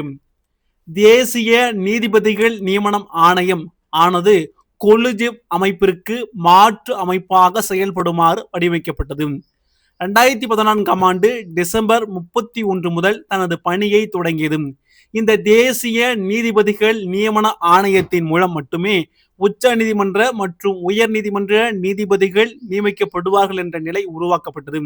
2015ஆம் ஆண்டு இந்த தேசிய நீதிபதிகள் நியமன ஆணைய விவகாரத்தில் உச்சநீதிமன்றம் தலையிட்டு இந்த அமைப்பானது நீதிமன்றத்தின் சுதந்திரத்தன்மையை பாதிப்பதாக கூறி இந்த முறையை நீக்க பரிந்துரைத்தது. இதன் அடிப்படையில் 2015ஆம் ஆண்டு அக்டோபர் 16ஆம் தேதி முதல் இந்த ஆணையம் திரும்ப பெறப்பட்டு தனது செயல்பாட்டில் நிறுத்தியது. மேலும் முன்பிருந்த கொலிஜிய முறையை மீண்டும் நடைமுறைகள் தொடரும் என தீர்ப்பு வழங்கப்பட்டது. இதற்கான விடை பார்த்தீங்கன்னா A 1, 2, 3, 4 சரியாக கொடுக்கப்பட்டிருக்கு. பாருங்க, தேசிய நீதிபதிகள் நியமனம் ஆணையம் கொலிஜியத்துக்கு மாற்றாக அமைக்கப்பட்ட ஒரு ஆணையம் சொல்றாங்க. இது எப்ப தனது பணியை தொடங்குதுன்னா 2014 டிசம்பர் 31. அதன் பிறகு பார்த்தோன்னா இந்த தேசிய நீதிபதிகள் நியமன ஆணையத்தின் மூலம் மட்டுமே உச்சநீதிமன்றம் மற்றும் உயர் நீதிமன்ற நீதிபதிகள் நியமிக்கப்படுவார்கள் என்ற நிலை உருவாக்கப்பட்டது. ஆனால் 2015ஆம் ஆண்டு என்ன பண்றாங்க, இந்திய தேசிய நீதிபதிகள் நியமன ஆணைய விவகாரத்துல உச்சநீதிமன்றம் தலையிட்டு இந்த அமைப்பானது பார்த்தோன்னா நீதிமன்றத்தின் சுதந்திரத்தன்மையை பாதிப்பதாக கூறி இந்த முறையினை நீக்க பரிந்துரைக்குது. இதன் அடிப்படையில் 2015ஆம் ஆண்டு அக்டோபர் 16ஆம் தேதி முதல் இந்த ஆணையம் திரும்ப பெறப்பட்டு தனது செயல்பாட்டை நிறுத்தியது. மேலும் முன்பிருந்த கொலிஜிய முறையை மீண்டும் நடைமுறைகள் தொடரும் என தீர்ப்பு வழங்கப்பட்டது. பொறுத்துக, மொத்தம் 4 பொறுத்து கொடுக்கப்பட்டிருக்கு. நீதிபதிகள் இடமாற்றம் முதல் நீதிபதி வழக்கு 1982ஆம் ஆண்டு. கொலிஜியம் 2வது நீதிபதி வழக்கு. கொலிஜியம் உருவாக்கப்பட்டது 2வது நீதிபதி வழக்கு என்று சொல்லக்கூடிய ஒன்று. இந்த வழக்கு எப்ப எந்த ஆண்டு கேட்டாங்கன்னா 1993ஆம் ஆண்டு. அதே கொலிஜியம் உறுப்பினர் எண்ணிக்கை தீர்மானித்தல் மூன்றாவது நீதிபதிகள் வழக்கு 1998 ஆண்டு. தேசிய நீதிபதிகள் நியமன ஆணையத்தை நீக்குதல் 4வது நீதிபதிகள் வழக்கு பார்த்தீங்கன்னா 2015 ஆண்டு சொல்லக்கூடிய ஒன்று.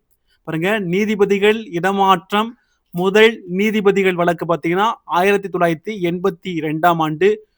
கொலிஜியம் உருவாக்கப்பட்டது 2வது நீதிபதி வழக்குன்னு சொல்லுவார்கள். அதை 1993 ஆண்டு. கொலிஜியம் உறுப்பினர் எண்ணிக்கை தீர்மானித்தல் நீதிபதி வழக்கு 3வது நீதிபதி வழக்கு 1998. தேசிய நீதிபதிகள் நியமன ஆணையத்தை நீக்குதல் 4வது நீதிபதி வழக்கு பார்த்தீங்கன்னா 2015. இதெல்லாம் கேட்பாங்க, நல்லா பார்த்துக்கோங்க.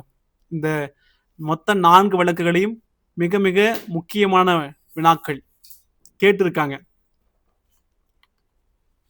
வினா 44 உச்ச நீதிமன்ற நீதிபதிக்கான தகுதிகளில் சரியானதை தேர்ந்தெடு. மொத்தம் 4 கூற்றுகள் கொடுக்கப்பட்டிருக்கு. 5 ஆண்டுகள் அவர்கள் பார்த்தோம்னா உயர் நீதிமன்றம் நீதிபதியாக பணிபுரிந்து இருக்க வேண்டும். 10 ஆண்டுகள் தொடர்ந்து 1 அல்லது 2க்கு மேற்பட்ட உயர் நீதிமன்றத்தில் வழக்கறிஞராக பணியாற்றி இருக்க வேண்டும். இந்திய அரசியலமைப்பில் உச்சநீதிமன்ற நீதிபதி ஆவதற்கான குறைந்தபட்ச வயது நிர்ணயிக்கப்படவில்லை.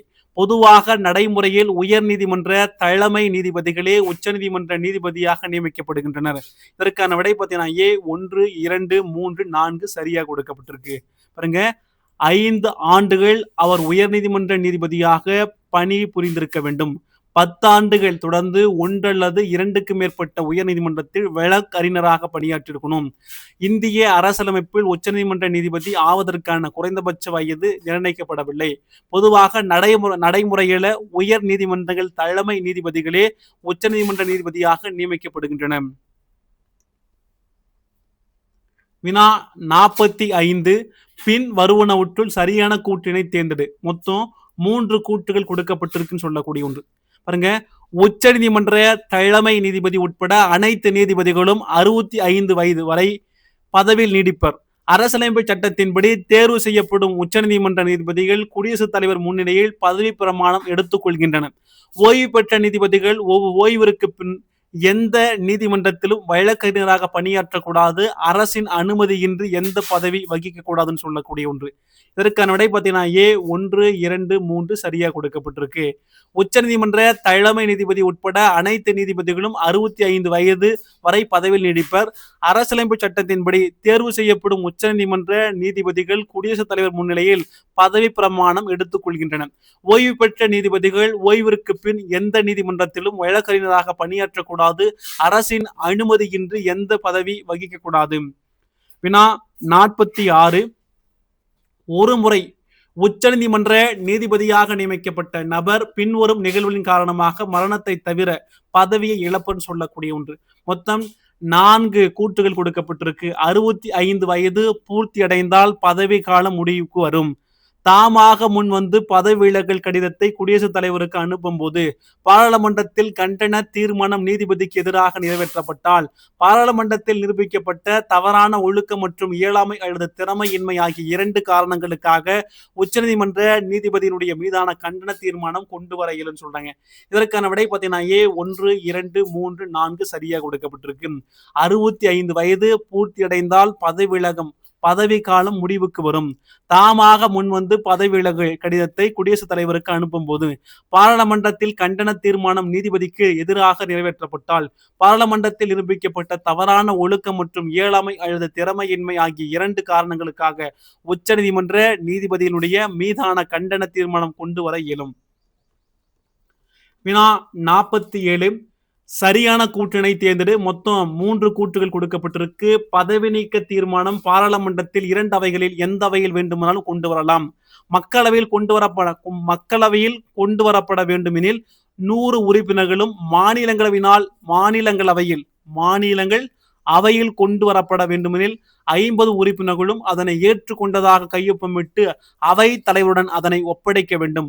மக்களவையாக இருப்பின் அதன் சபாநாயகர் அல்லது மாநிலங்களவையாக இருப்பின் அதன் தலைவர் அத்தீர்மானத்தை அனுமதிக்கலாம் அல்லது நிராகரிக்கலாம் சொல்லக்கூடிய ஒன்று. இதற்கான விடை பார்த்தீங்கன்னா A 1, 2, 3 சரியாக கொடுக்கப்பட்டிருங்க. பதவி நீக்க தீர்மானம் பாராளுமன்றத்தில் 2 அவைகளில் எந்த அவையில் வேண்டுமானாலும் கொண்டு வரலாம். மக்களவையில் கொண்டு வரப்பட வேண்டும் எனில் 100 உறுப்பினர்களும், மாநிலங்களவையில் கொண்டு வரப்பட வேண்டுமெனில் 50 உறுப்பினர்களும் அதனை ஏற்றுக்கொண்டதாக கையொப்பமிட்டு அவைத் தலைவருடன் அதனை ஒப்படைக்க வேண்டும். மக்களவையாக இருப்பின் அதன் சபாநாயகர் அல்லது மாநிலங்களவையாக இருப்பினும் அதன் தலைவர் அத்தீர்மானத்தை அனுமதிக்கலாம் அல்லது நிராகரிக்கலாம்.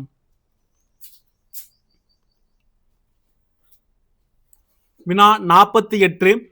உச்சநீதிமன்ற நீதிபதிகள் மீதான கண்டன தீர்மானம் கொண்டுவர 3 உறுப்பினர்கள் அடங்கிய விசாரணை குழுவிடம் செல்லும். அக்குழுவில் இடம்பெற்ற நபர்களில் சரியானவர் யார்? பாருங்க, உச்சநீதிமன்ற தலைமை நீதிபதியா அல்லது உயர்நீதிமன்ற தலைமை நீதிபதி ஒருவரா, சிறப்பு வாய்ந்த சட்ட நிபுணர் ஒருவரா அல்லது மேற்கண்டம் அனைத்தும் சரி. இதற்கான விடை பார்த்தனா டி, மேற்கண்ட அனைத்தும் சரிங்க. உச்சநீதிமன்ற நீதிபதிகள் மீதான கண்டன தீர்மானம் கொண்டு வர 3 உறுப்பினர்கள் அடங்கிய விசாரணை குழுவிடம் செல்லும். அக்குழுவில் இடம்பெற்ற நபர்களில் சரியானவர் பார்த்தீங்கன்னா உச்சநீதிமன்ற தலைமை நீதிபதி, உயர்நீதிமன்ற தலைமை நீதிபதிகள் ஒருவர், சிறப்பு வாய்ந்த சட்ட நிபுணர் ஒருவன் சொல்லக்கூடிய ஒன்று. வினா 49. 1991 1993 ஆண்டில் உச்ச நீதிமன்ற நீதிபதியாக இருந்த யாருக்கு எதிராக பதவி நீக்க முறை செயல்படுத்தப்பட்டது? இதற்கான விடை பார்த்தீங்கன்னா ஏ வி ராமசாமி. 1991 92 ஆண்டில் உச்ச நீதிமன்ற நீதிபதியாக இருந்த வி ராமசாமிக்கு எதிராக பதவி நீக்க முறை செயல்படுத்தப்பட்டன்னு சொல்றாங்க. 1991 93 ஆண்டில் உச்ச நீதிமன்ற நீதிபதியாக இருந்த வி ராமசாமி எதிராக பதவி நீக்க முறை செயல்படுத்தப்பட்டது. வினா 50. பின் வருவனவற்றுள் சரியானவற்றை தேர்ந்தெடு. மொத்தம் 4 கூற்றுகள் கொடுக்கப்பட்டிருக்கு. உச்ச நீதிமன்ற தலைமை நீதிபதி மாத ஊதியமாக 7,80,000 பெறுகிறார். உச்சநீதிமன்றத்தினுடைய மற்ற நீதிபதிகள் மாத ஊதியமாக ரூபாய் 7,50,000 பெறுகின்றார். இவருடைய ஓய்வூதியம் கடைசியாக பெற்ற ஊதியத்தில் 50% ஆகும். பாராளுமன்றத்தால் இவர்களுடைய ஊதியம் மற்றும் படிகள் நிர்ணயிக்கப்படுகின்றன. நிதி நெருக்கடி காலங்களை தவிர்த்து பிற நேரங்களில் இவர்களுடைய ஊதியத்தை குறைக்க இயலாதுன்னு சொல்லக்கூடிய ஒன்று. இதற்கான விடை பார்த்தீங்கன்னா 1 2 3 4 சரியாக கொடுக்கப்பட்டிருங்க. உச்சநீதிமன்றத்தினுடைய தலைமை நீதிபதி மாத ஊதியமாக ரூபாய் 2,80,000 பெறுகிறார். உச்சநீதிமன்றத்தின் மற்ற நீதிபதிகள் மாத ஊதியமாக ரூபாய் 2,50,000 பெறுகின்றார். இவர்களுடைய ஓய்வூதியம் கடைசியாக பெற்ற ஊதியத்தில் 50% ஆகும். பாராளுமன்றத்தால் இவர்களுடைய ஊதியம் மற்றும் படிகள் நிர்ணயிக்கப்படுகின்றன. நிதி நெருக்கடி காலங்களை தவிர்த்து பிற நேரங்களில் இவர்களுடைய ஊதியத்தை குறைக்க இயலாது.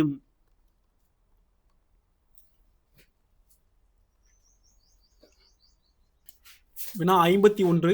பின்வரும் காரணங்களினால் உச்சநீதிமன்ற தலைமை நீதிபதி இல்லாத போது குடியரசுத் தலைவர் தற்காலிக பொறுப்பு தலைமை நீதிபதி ஒருவரை நியமிப்பார். மொத்தம் 3 கொடுக்கப்பட்டிருக்கு. 3 கூற்றுகள். தலைமை நீதிபதி பதவி காலியாக உள்ள போது, தலைமை நீதிபதி தற்காலிக விடுப்பில் உள்ள போது, தலைமை நீதிபதி உடல்நிலை சரியில்லை போன்ற பிற காரணங்களால் பணியாற்ற இயலாத நேரங்களில். இதற்கான விடை ஏ 1 2 3 சரியா கொடுக்கப்பட்டிருக்கு. எந்த காரணங்கள் பார்த்தோன்னா உச்சநீதிமன்ற தலைமை நீதிபதி இல்லாத போது குடியரசுத் தலைவர் தற்காலிக பொறுப்பு தலைமை நீதிபதியாக ஒரு நியமிப்பார். பார்த்தீங்கன்னா தலைமை நீதிபதி பதவி காலியாக இருக்கும் பட்சத்தில், அல்லது தலைமை நீதிபதி தற்காலிகமாக விடுப்பில் சென்றிருந்தால், தலைமை நீதிபதி உடல்நிலை சரியில்லை போன்ற காரணங்களால் பணியாற்ற முடியாத நிலைகளை பார்த்தீங்கன்னா இந்த தற்காலிக பொறுப்பு தலைமை நீதிபதி ஒருவரை நியமிப்பார். யாரு? குடியரசுத் தலைவர். வினா 32. பின் வருவனவற்றுள் சரியான கூற்றினை தேர்ந்தெடு. மொத்தம் 3 கூற்றுகள் கொடுக்கப்பட்டிருக்கு. பெரும்பாலும் உச்சநீதிமன்ற நீதிபதிகளில் மூத்த நபர் ஒருவரை குடியரசுத் தலைவர் தற்காலிக பொறுப்பு தலைமை நீதிபதியாக நியமிக்கலாம். உச்சநீதிமன்ற நீதிபதி பதவி காலியாக இருக்கும் போது குடியரசுத் தலைவருடைய அனுமதியுடன் உச்சநீதிமன்ற தலைமை நீதிபதி தற்காலிக தனி நீதிபதியில் நியமிக்கலாம். இவ்வாறு நியமிக்கப்படும் குறுகிய கால நீதிபதிகள் உச்சநீதிமன்ற நீதிபதிகளுக்கான அதிகாரங்களை செயல்படுத்துவார். இதற்கான விடை பார்த்தீங்கன்னா டி 1 2 3 சரியா கொடுக்கப்பட்டிருக்கு. பாருங்க, பெரும்பாலும் உச்சநீதிமன்ற நீதிபதிகள்ல மூத்த நபர் ஒருவர் தான் குடியரசுத் தலைவர் தற்காலிக பொறுப்பு தலைமை நீதிபதியாக நியமிப்பார். உச்சநீதிமன்ற நீதிபதி பதவி காலியாக இருக்கும் போது குடியரசுத் தலைவர் என்ன பண்ணுவாருன்னா குடியரசுத் தலைவருடைய அனுமதியுடன் உச்ச நீதிமன்ற தலைமை நீதிபதி தற்காலிக தனி நீதிபதி நியமிக்கலாம். இவ்வாறு நியமிக்கப்படும் குறுகிய கால நீதிபதிகள் உச்ச நீதிமன்ற நீதிபதிகளுக்கான அதிகாரங்களை செயல்படுத்துவார். வினா 53 உச்ச நீதிமன்ற ஓய்வு பெற்ற நீதிபதி அல்லது உயர் நீதிமன்ற ஓய்வு பெற்ற நீதிபதிகளை குடியரசுத் தலைவருடைய அனுமதியுடன் உச்ச நீதிமன்ற தலைமை நீதிபதி ஒரு குறிப்பிட்ட காலத்துக்கு மட்டும் 2 ஆண்டுகளுக்கு மிகாமல் தற்காலிக தனி நீதிபதிகளாக நியமிக்கலாம் என குறிப்பிடும் சரத்து. இதற்கான சரத்து பார்த்தீங்கன்னா சரத்து 127. சரத்து 127. உச்ச நீதிமன்ற ஓய்வு பெற்ற நீதிபதி அல்லது உயர் நீதிமன்ற ஓய்வு பெற்ற நீதிபதிகளை குடியரசுத் தலைவரினுடைய அனுமதியுடன் உச்ச நீதிமன்ற தலைமை நீதிபதி ஒரு குறிப்பிட்ட காலத்திற்கு மட்டும் 2 ஆண்டுகளுக்கு மிகாமல் தற்காலிக தனி நீதிபதிகளாக நியமிக்கலாம் என குறிப்பிடும் கூடிய சரத்து. வினா 45 பின்வரும் உச்ச நீதிமன்ற தலைமை நீதிபதிகளை வரிசைப்படுத்துக. பாருங்க, முதல் நபராக H.J. கனியா. இவருடைய காலகட்டம் 1950 முதல் 1951. அதன் பிறகு இரண்டாவது நபராக பதவியேற்கக்கூடிய உச்ச நீதிமன்ற தலைமை பார்த்தீங்கன்னா எம் பதஞ்சலி சாஸ்திரி. 1951 காலகட்டத்திலிருந்து 1951 முதல் 1954. மூன்றாவது நபர் மெஹர் சந்த் மகாஜன். இவருடைய காலகட்டம் பார்த்தீங்கன்னா 1954 1950, அந்த ஓராண்டு காலம் மட்டும்தான்.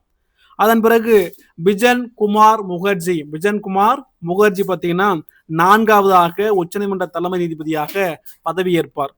இவருடைய காலகட்டம் இந்த பிஜன் குமார் முகர்ஜி 1954 1956 காலகட்டம். அதன் பிறகு 5வதாக பதவியேற்கக்கூடிய உச்சநீதிமன்ற தலைமை நீதி பார்த்தீங்கன்னா சுதீர் ரஞ்சன் தாஸ். பார்த்தீங்கன்னா இவருடைய காலகட்டம் பார்த்தீங்கன்னா 1956 முதல் 1959 காலகட்டம். 1956 முதல் 1959 சொல்லுவார்கள். இதற்கான விடை பார்த்தீங்கன்னா 1, 4, 2, 5, 3.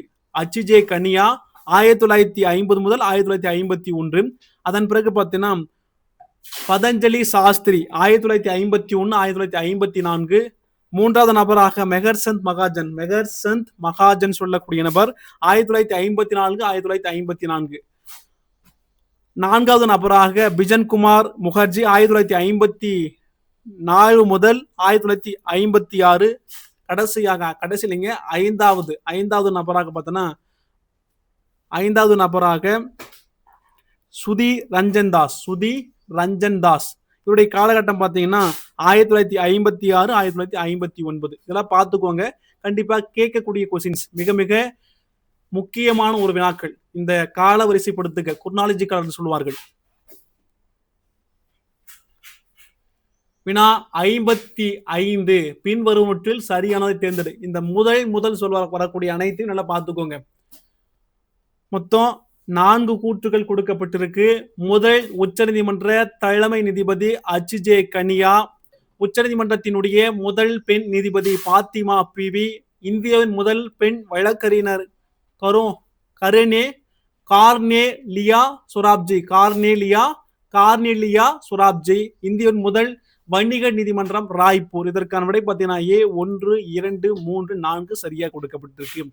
முதல் உச்ச நீதிமன்ற தலைமை நீதிபதி H.J. கனியா, உச்சநீதிமன்றத்தினுடைய முதல் பெண் நீதிபதி பாத்திமா பிவி, இந்தியாவின் முதல் பெண் வழக்கறிஞர் பார்த்தோன்னா கார்னேலியா சொராப்ஜி, இந்தியாவுடைய முதல் வணிக நீதிமன்றம் பார்த்தீங்கன்னா ராய்ப்பூர். வினா 56 பின் வருவனவற்றுள் சரியான கூற்றினை தேர்ந்தெடு. மொத்தம் 3 கூற்றுகள் கொடுக்கப்பட்டிருக்குன்னு சொல்றாங்க. 3 கூற்றுகள் கொடுக்கப்பட்டிருக்கு. முதல் குழந்தைகள் நீதிமன்றம் டெல்லியிலும், தென்னிந்தியாவின் முதல் குழந்தைகள் நீதிமன்றம் ஹைதராபாத்திலும் அமைக்கப்பட்டது. வழக்கறிஞராக இருந்து உச்ச நீதிமன்றத்தின் நீதிபதியான முதல் பெண்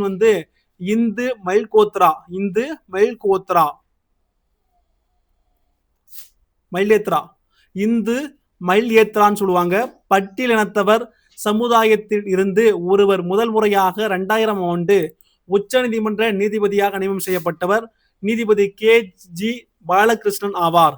இவர் 2007 ஆண்டு பட்டியலினத்தை சேர்ந்த முதல் உச்சநீதிமன்ற தலைமை நீதிபதியாக உயர்ந்தார். இதற்கான விடை பார்த்தீங்கன்னா 1, 2, 3 சரியா கொடுக்கப்பட்டிருக்கு. ஏ.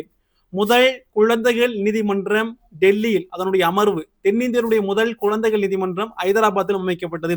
வழக்கறிஞராக இருந்து உச்சநீதிமன்றத்தினுடைய நீதிபதியான முதல் பெண் பார்த்தீங்கன்னா இந்து மல்யத்ரா.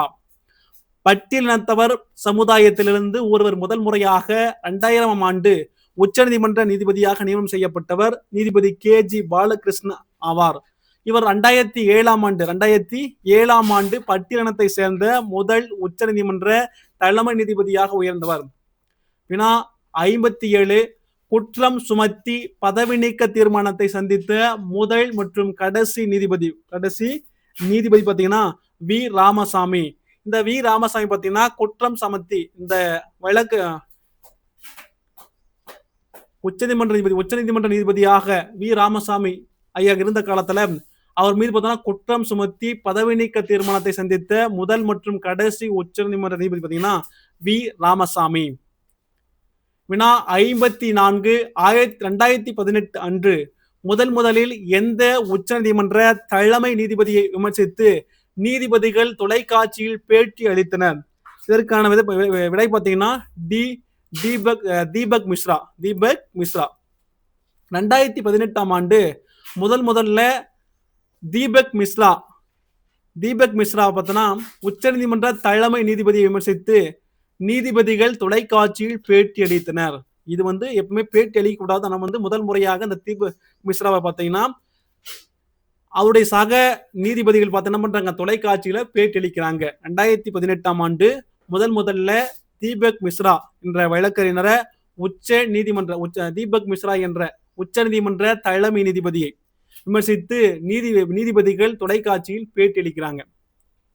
யாருன்னு கேட்டாங்கன்னா தீபக் மிஸ்ரா. வினா 59 பின் வருவனவற்றுள் சரியான கூற்றினை தேர்ந்தெடு. மொத்தம் 3 கூற்றுகள் கொடுக்கப்பட்டிருக்குப்பா. நீண்ட காலம் தலைமை நீதிபதியாக பதவி வகித்தவர் YV சந்திரசூட். குறைந்த காலம் தலைமை நீதிபதியாக பதவி வகித்தவர் கமல் நரேன் சிங். உச்சநீதிமன்றம் அமைந்துள்ள இடம் புதுடெல்லி. இதற்கான விடை பார்த்தீங்கன்னா A 1, 2, 3 சரியா கொடுக்கப்பட்டிருக்குங்க. நீண்ட காலம் தலைமை நீதிபதியாக பதவி வகித்தவர் YV சந்திரசூட். குறைந்த காலம் தலைமை நீதிபதியாக பதவி வகித்தவர் கமல் நரேன் சிங். உச்சநீதிமன்றம் அமைந்துள்ள இடம் புதுடெல்லி. வினா 60 குடியரசுத் தலைவரினுடைய அனுமதியை பெற்று உச்சநீதிமன்றத்தின் அமர்வினை தலைமை நீதிபதி இந்தியாவுடைய எந்த இடத்திலும் அல்லது எந்த மாநிலத்திலும் அமைக்கலாம், ஆனால் அதனுடைய முழு கட்டமைப்பை மாற்ற இயலாது எனும் குறிப்பிடக்கூடிய சரத்து. இதற்கான சரத்து பார்த்தீங்கன்னா சரத்து 130. குடியரசுத் தலைவருடைய அனுமதியை பெற்று உச்சநீதிமன்றத்தினுடைய அமர்வினை தலைமை நீதிபதி இந்தியாவின் எந்த இடத்திலும் அல்லது எந்த மாநிலத்திலும் அமைக்கலாம், ஆனால் அதனுடைய முழு கட்டமைப்பை மாற்ற இயலாது என குறிப்பிடும் சரத்து 130. வினா 60 எந்த ஆண்டு மத்திய அரசு மற்றும் மேற்கு வங்காள அரசுக்கு இடையிலான வழக்கில் முதலாக அசல் அதிகார வரம்பு பயன்படுத்தப்பட்டது? இதற்கான விடை பார்த்தீங்கன்னா 1961 ஆண்டு. 1961 ஆண்டு மத்திய அரசு மற்றும் மேற்கு வங்காள அரசுக்கு இடையிலான வழக்கில் முதலாக அசல் அதிகார வரம்பு பயன்படுத்தப்படுது. எந்தான்னு கேட்டாங்கன்னா 1961. வினா 62ங்க. ஒவ்வொரு வினா வாசிக்கும் போது உங்க கவனம் பண்ணலாம். அந்த வினால இருக்குங்க மிக முக்கியமான வினாக்கள் அனைத்துமே. பின் வருவனவற்றுள் சரியானதை தேர்ந்தெடு. மொத்தம் 2 கூற்றுகள் கொடுக்கப்பட்டிருக்கு. உச்ச நீதிமன்றத்துக்கு நேரடியாக வரும் வழக்குகள் தனக்கே உரிய நீதி வரையறைக்கு உட்பட்டவைகளாகும் என சரத்து 131 குறிப்பிடுகிறது. மத்திய அரசு மற்றும் ஒரு மாநிலம் அல்லது பல மாநிலங்கள் ஒரு தரப்பிலும் ஒன்று அல்லது அதுக்கு மேற்பட்ட மாநிலங்கள் மற்றொரு தரப்பிலும் இருந்து எழும் வழக்குகள் உச்சநீதிமன்றத்தின் அசல் அதிகார வரம்பிற்கு உட்பட்டு வரும் வழக்குகளாகும் சொல்லக்கூடிய ஒன்று. இதற்கான விடை பார்த்தீங்கன்னா C 1, 2 சரியா கொடுக்கப்பட்டிருக்கு. உச்ச நீதிமன்றத்துக்கு நேரடியாக வரும் வழக்குகள் தனக்கே உரிய நீதி வரையறைக்கு உட்பட்டவைகள் ஆகும் என சரத்து 131 குறிப்பிடுகிறது. மத்திய அரசு மற்றும் ஒரு மாநிலம் அல்லது பல மாநிலங்கள் ஒரு தரப்பிலும் ஒன்றளவுக்கு மேற்பட்ட மாநிலங்கள் மற்றொரு தரப்பிலும் இருந்து எழும் வழக்குகள் உச்சநீதிமன்றத்தினுடைய அதிகார வரம்புக்கு உட்பட்டு வரும் வழக்குகளாகும் சொல்லக்கூடிய ஒன்று. வினா 63 உச்ச நீதிமன்றத்தினுடைய அசல் அதிகார வரம்பில் வராத விவகாரங்களில் சரியானதை தேர்ந்தெடு. மொத்தம் 4 கூற்றுகள் கொடுக்கப்பட்டிருக்கு. அரசியலமைப்பு நடைமுறைக்கு வருவதற்கு முன் செய்து கொண்ட ஒப்பந்தங்கள் உடன்படிக்கைகள் தொடர்பான வழக்குகள், மாநிலங்களுக்கு இடையே தோன்றும் நதிநீர் பங்கீடு தொடர்பான வழக்குகளை சட்டப்பூர்வமாக அமைக்கப்பட்ட தீர்ப்பாயங்கள் அதற்கான விசாரணை மேற்கொள்ளும். எனவே அது உச்சநீதிமன்றத்தின் அசல் அதிகார வரம்பில் வராது. நிதிக்குழுவிற்கு பரிந்துரைக்கப்பட்ட கூடிய விவகாரங்கள், அதன் பிறகு சரத்து 257 மற்றும் சரத்து 258 உள்ள மத்திய மாநிலங்களுக்கு இடைப்பட்ட செலவுகளை சரி செய்தல் தொடர்பான வழக்குகள். இதற்கான விடை பார்த்தீங்கன்னா பி 1, 2, 3, 4 சரியாக கொடுக்கப்பட்டிருங்க. அரசியலமைப்பு நடைமுறைக்கு வருவதற்கு முன் செய்து கொண்ட ஒப்பந்தங்கள் உடன்படிக்கைகள் தொடர்பான வழக்குகள், மாநிலங்களுக்கு இடையே தோன்றும் நதிநீர் பங்கீடு தொடர்பான வழக்குகளை சட்டப்பூர்வமாக அமைக்கப்பட்ட தீர்ப்பாயங்கள் அதற்கான விசாரணை மேற்கொள்ளும். எனவே அது உச்சநீதிமன்றத்தின் அசல் அதிகார வரம்பில் வராது. நிதிக்குழுவிற்கு பரிந்துரைக்கப்பட்ட கூடிய விவகாரங்கள் சரத்து 257 மற்றும் சரத்து 258 உள்ள மத்திய மாநிலங்களுக்கு இடைப்பட்ட செலவுகளை சரி செய்தல் தொடர்பான வழக்குகள். வினா 64 மத்திய மற்றும் மாநிலங்களுக்கு இடைப்பட்ட சில செலவுகளை சரி செய்தல் தொடர்பான வழக்குகள் பற்றி குறிப்பிடும் சரத்து யாது? இதற்கான விடை பார்த்தீங்கன்னா சரத்து 790 பிங்க. மத்திய மற்றும் மாநிலங்களுக்கு இடைப்பட்ட சில செலவுகளை சரி செய்தல் தொடர்பான வழக்குகள் பற்றி குறிப்பிடும் சரத்து யாதுன்னு கேட்டாங்கன்னா சரத்து 290. வினா 65 பின் வருவனவற்றுள் சரியானதை தேர்ந்தெடு. மொத்தம் 3 கூற்றுகள் கொடுக்கப்பட்டிருக்கு. உச்ச நீதிமன்றத்தில் 4 வகையான மேல்முறையீட்டு வழக்குகள் விசாரிக்கப்படுகின்றன. உச்ச நீதிமன்றம் தனது விருப்புரிமையை பயன்படுத்தி எந்த நீதிமன்றம் அல்லது தீர்ப்பாயம் வழங்கிய தீர்ப்புகளுக்கு எதிராக மேல்முறையீட்டிற்கு சிறப்பு அனுமதி வழங்கலாம். இராணுவ சட்டங்கள் மூலம் ஏற்படுத்தப்பட்ட நீதிமன்றங்கள் அல்லது தீர்ப்பாயங்கள் வழங்கிய தீர்ப்புகளுக்கு சிறப்பு அனுமதி மேல்முறையீடு பொருந்தாதது. இதற்கான விடை பார்த்தீங்கன்னா A 1, 2, 3 சரியாக கொடுக்கப்பட்டிருக்கு. பாருங்க, உச்ச நீதிமன்றத்தில் 4 வகையான மேல்முறையீட்டு வழக்குகள் விசாரிக்கப்படுகின்றன. உச்ச நீதிமன்றம் தனது விருப்புரிமையை பயன்படுத்தி எந்த நீதிமன்றம் அல்லது தீர்ப்பாயம் வழங்கிய தீர்ப்புகளுக்கு எதிராக மேல்முறையீட்டிற்கு சிறப்பு அனுமதி வழங்கலாம். இராணுவ சட்டங்கள் மூலம் ஏற்படுத்தப்பட்ட நீதிமன்றங்கள் அல்லது தீர்ப்பாயங்கள் வழங்கிய தீர்ப்புகளுக்கு சிறப்பு அனுமதி மேல்முறையீடு பொருந்தாதுன்னு சொல்லக்கூடிய ஒன்று. வினா 66 உச்ச நீதிமன்றத்தினுடைய மேல்முறையீட்டு வழக்குகளை பொறுத்துக. மொத்தம் 4 கொடுக்கப்பட்டிருக்கு பொறுத்துகளை. அரசியலமைப்பு சார்ந்த உரிமையல் வழக்குகள், குற்ற வழக்குகள், சிறப்பு அனுமதி. பாருங்க, அரசியலமைப்பு சார்ந்தது. அதற்கான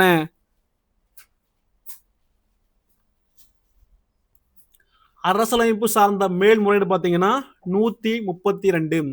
உரிமையல் வழக்குகள், உரிமையல் சிவில் வழக்குகள் சார்ந்த மேல்முறையீடு பார்த்தீங்கன்னா சரத்து 133. அதன் பிறகு குற்றவியல் வழக்குகள் சார்ந்த மேல்முறையீடு பார்த்தீங்கன்னா 134. சிறப்பு அனுமதி மேல்முறையீடு பார்த்தீங்கன்னா 136. இதற்கான விடை பார்த்தீங்கன்னா விடை டி 2, 4, 1, 3. அப்ப அரசியலமைப்பு சார்ந்த மேல்முறையீடு சரத்து 132. உரிமையல் வழக்குகள் சார்ந்த மேல்முறையீடு சரத்து 133. குற்றவியல் வழக்குகள் சார்ந்த மேல்முறையீடு 134. சிறப்பு அனுமதி மேல்முறையீடு 136.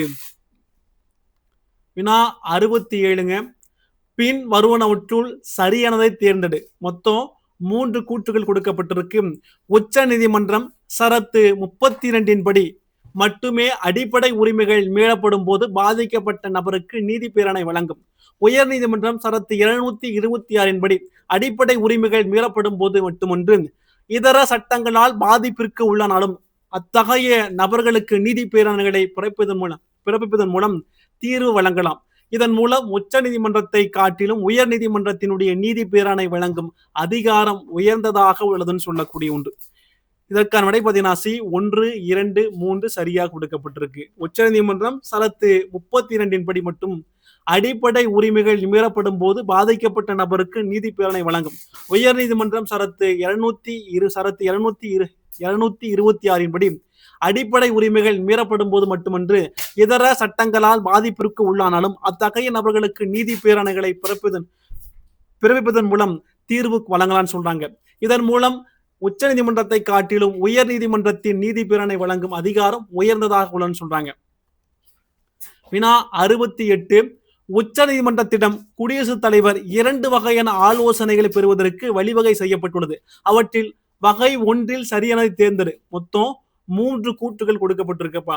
பொது முக்கியத்துவம் வாய்ந்த பிரச்சனை அல்லது சட்டம் தொடர்பாக எழும் சந்தேகங்களை தீர்ப்பதற்கு குடியரசுத் தலைவர் ஆலோசனை கேட்கலாம். இவ்வகை ஆலோசனை கேட்கப்படும் போது அதற்கு உச்சநீதிமன்றம் தனது ஆலோசனை வழங்கலாம் அல்லது வழங்க மறுக்கலாம்.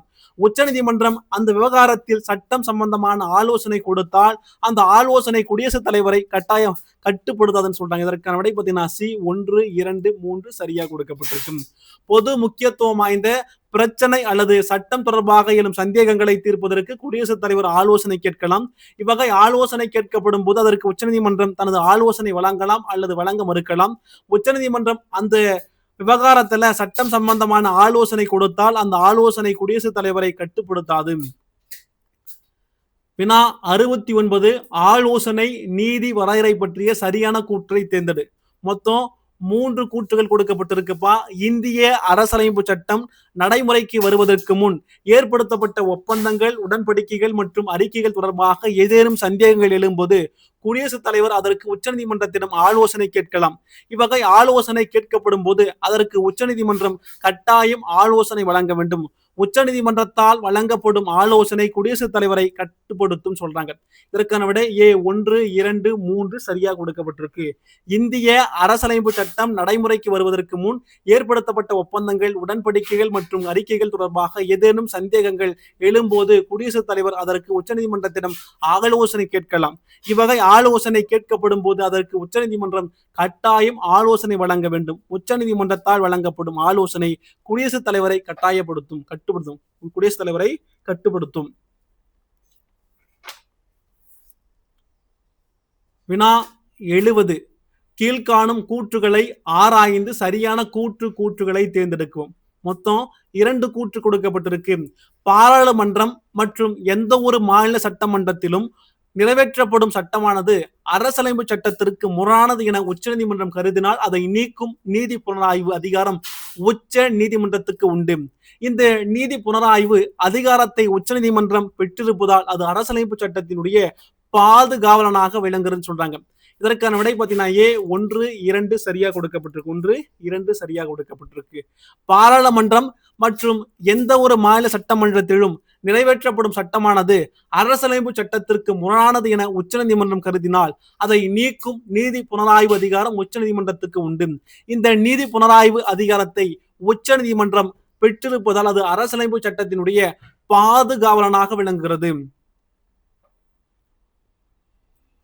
வினா 71 உச்ச நீதிமன்றம் பெற்றுள்ள தனிப்பட்ட நீதிமன்ற மறு ஆய்வு அதிகாரங்களில் சரியானதை தேர்ந்தெடு.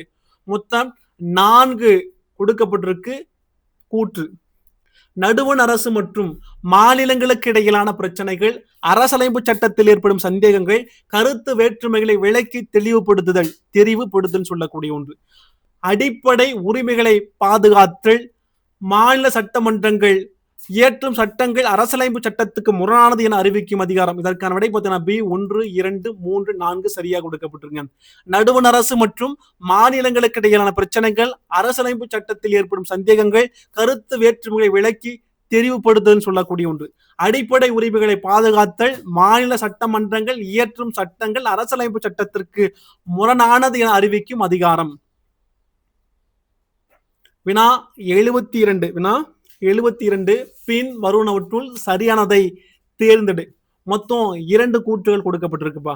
உச்ச நீதிமன்றம் ஆவண நீதிமன்றமாகவும் உள்ளது. இந்த ஆவணங்கள் சட்டவியல் ஆராய்ச்சி மாணவர்களினுடைய தகவல் சுரங்கமாக விளங்குகிறது. இது மற்ற வழக்குகளில் மேற்கோளாக காட்ட பயன்படுகின்றன. உச்சநீதிமன்றம் பதிவேடுகளை முறைப்படுத்தும் நீதிமன்றமாக விளங்குவதால் இதனை அவமதிப்பவர்களை தண்டிக்கும் அதிகாரத்தை பெற்றுள்ளது. தண்டனை 6 மாத காலம் சிறை தண்டனை அல்லது 2000 ரூபாய் அபராதம் அல்லது இரண்டும் அப்படின்னு சொல்றாங்க. இதற்கான விடை பார்த்தீங்கன்னா 1, 2 சரி. உச்ச நீதிமன்றம் ஆவண நீதிமன்றமாகவும் உள்ளது. இந்த ஆவணங்கள் சட்டவியல் ஆராய்ச்சி மாணவனுடைய தகவல் சுரங்கமாக விளங்குகிறது. இது மற்ற வழக்குகளில் மேற்கோளாக காட்ட பயன்படுகின்றது. உச்ச நீதிமன்றம் பதிவேடுகளை முறைப்படுத்தும் நீதிமன்றமாக விளங்குவதால் இதனை அவமதிப்பவர்களை தண்டிக்கும் அதிகாரத்தை பெற்றுள்ளது. தண்டனை 6 மாத காலம் சிறை தண்டனை அல்லது 2000 ரூபாய் அபராதம் அல்லது இரண்டும் விதிக்கப்படும் சொல்றாங்க. வினா 73. உச்ச நீதிமன்றத்தினுடைய தீர்ப்பு அனைத்து நீதிமன்றங்களையும் கட்டுப்படுத்துவதாக அமையும் என குறிப்பிடும் சரத்து. இதற்கான சரத்து பாத்தீங்கன்னா சரத்து 141 டிங்க. உச்ச நீதிமன்றத்தினுடைய தீர்ப்பு அனைத்து நீதிமன்றங்களையும் கட்டுப்படுத்துவதாக அமையும் என குறிப்பிடும் சரத்து எதுனா சரத்து 141. வினா 74. பின் வருவனவற்றுள் சரியான கூற்றினை தேர்ந்தெடு. மொத்தம் 3 கூற்றுகள் கொடுக்கப்பட்டிருக்கு. பாராளுமன்றத்தினால் உச்ச நீதிமன்றத்தினுடைய அதிகார வரம்பினை அதிகரிக்க மட்டுமே முடியும், தவிர குறைக்க முடியாது என சரத்து 138 குறிப்பிடுகிறது. உச்ச நீதிமன்ற நீதிபதிகளுடைய நடத்தை குறித்து பாராளுமன்றத்தில் விவாதம் மேற்கொள்ளக்கூடாது என சரத்து 121 குறிப்பிடுகிறது. இந்தியாவில் உள்ள அனைத்து அதிகார அமைப்புகளும் உச்ச நீதிமன்றத்துக்கு உதவும் வகையில் செயலாற்றுதல் வேண்டும் என சரத்து 144 குறிப்பிடுகிறது. இதற்கான விடை பார்த்தீங்கன்னா A 1, 2, 3 சரியாக கொடுக்கப்பட்டிருக்கு. பாராளுமன்றத்தினால் உச்ச நீதிமன்றத்தினுடைய அதிகார வரம்பினை அதிகரிக்க மட்டுமே முடியுமே தவிர குறைக்க முடியாது என சரத்து 138 குறிப்பிடுப்பா. உச்ச நீதிமன்ற நீதிபதிகளுடைய நடத்தை குறித்து பாராளுமன்றத்தில் விவாதம் மேற்கொள்ளக்கூடாது என சரத்து 121 குறிப்பிடுகிறது. இந்தியாவில் உள்ள அனைத்து அதிகார அமைப்புகளும் உச்ச நீதிமன்றத்திற்கு உதவும் வகையில் செயலாற்றுதல் வேண்டும் என சரத்து 144 குறிப்பிடுகிறது. வினா 75. பின் வருவனவற்றுள் சரியானதை தேர்ந்தெடு. மொத்தம் 2 கூற்றுகள் கொடுக்கப்பட்டிருக்கு. உச்ச நீதிமன்றம் தனது நடைமுறைகளை ஒழுங்குபடுத்திக் கொள்ள குடியரசுத் தலைவரின் ஒப்புதலுடனும் தானே விதிகளை உண்டாக்கும் அதிகாரத்தை பெற்றுள்ளது. சரத்து 144 குறிப்பிடுகிறது. ஒரே மாதிரியான சட்ட பிரச்சனை உடைய பொது முக்கியத்துவம் வாய்ந்த வழக்குகள் ஒன்று அல்லதுக்கு மேற்பட்ட உயர் நீதிமன்றங்கள் நிலுவையில் இருந்தால் தானாகவோ அல்லது இந்திய தலைமை வழக்கறிஞருடைய விண்ணப்பத்தின் பேரிலோ அந்த வழக்கை தாமே ஏற்றுக்கொண்டு விசாரித்து தீர்ப்பளிக்கலாம் என சரத்து 139A குறிப்பிடுகிறது. இதற்கான விடை பார்த்தீங்கன்னா B 1, 2 சரியாக கொடுக்கப்பட்டிருக்கு. உச்ச நீதிமன்றம் தனது நடைமுறைகளை ஒழுங்குபடுத்திக் கொள்ள குடியரசுத் தலைவருடைய ஒப்புதலுடன் தானே விதிகளை உண்டாக்கும் அதிகாரத்தை பெற்றுள்ளது என சரத்து 144 குறிப்பிடுகிறது. ஒரே மாதிரியான சட்ட பிரச்சனைகளுடைய பொது முக்கியத்துவம் வாய்ந்த வழக்குகள் ஒன்று அல்லது அதற்கு மேற்பட்ட உயர் நீதிமன்றங்களில் நிலுவையில் இருந்தால் தானாகவோ அல்லது இந்திய தலைமை வழக்கறிஞருடைய விண்ணப்பத்தின் பேரிலோ அந்த வழக்கை தாமே ஏற்றுக்கொண்டு விசாரித்து தீர்ப்பளிக்கலாம் என சரத்து 139A குறிப்பிடுகிறது. 76. இந்தியா விடுதலை பெற்ற பின் 1955ஆம் ஆண்டு அப்போதைய இந்தியாவினுடைய தலைமை வழக்கறிஞர் யாருடைய தலைமையில் முதல் சட்ட ஆணையம் உருவாக்கப்பட்டது? யாருடைய தலைமையில உருவாக்கப்பட்டனா MC செதல்வட். இந்தியாவினுடைய விடுதலை பெற்ற பின் 1955ஆம் ஆண்டு MC செதல்வட் இந்தியனுடைய தலைமை வழக்கறிஞர் பார்த்தனா அப்போதைய இந்தியனுடைய தலைமை வழக்கறிஞர் செதல்வட் தலைமையில முதல் சட்ட ஆணையம் உருவாக்கப்பட்டது. பாருங்க, மிக முக்கியமான கொஸ்டின்ஸ் கேட்டிருக்காங்க. இந்தியாவினுடைய விடுதலை பெற்ற பின்பு 1955ஆம் ஆண்டு அப்போதைய இந்தியனுடைய தலைமை வழக்கறிஞர் MC செதல்வட் தலைமையில முதல் சட்ட ஆணையம் உருவாக்கப்பட்டது. வினா 77. பின் வருவனவற்றுள் சரியானதை தேர்ந்தெடு. மொத்தம் 3 கூற்றுகள் கொடுக்கப்பட்டிருக்கு. இந்திய சட்ட ஆணையம் வரலாற்று சிறப்புமிக்க அமைப்பாகும்.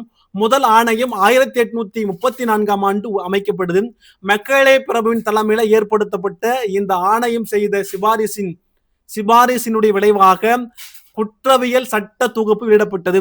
3 ஆண்டுகளுக்கு ஒரு முறை புதிய சட்ட ஆணையம் உருவாக்கப்பட்டது.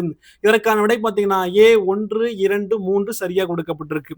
இந்திய சட்ட ஆணையம் வரலாற்று சிறப்புமிக்க அமைப்பாகும். முதல் ஆணையம் 1834ஆம் ஆண்டு அமைக்கப்படுது.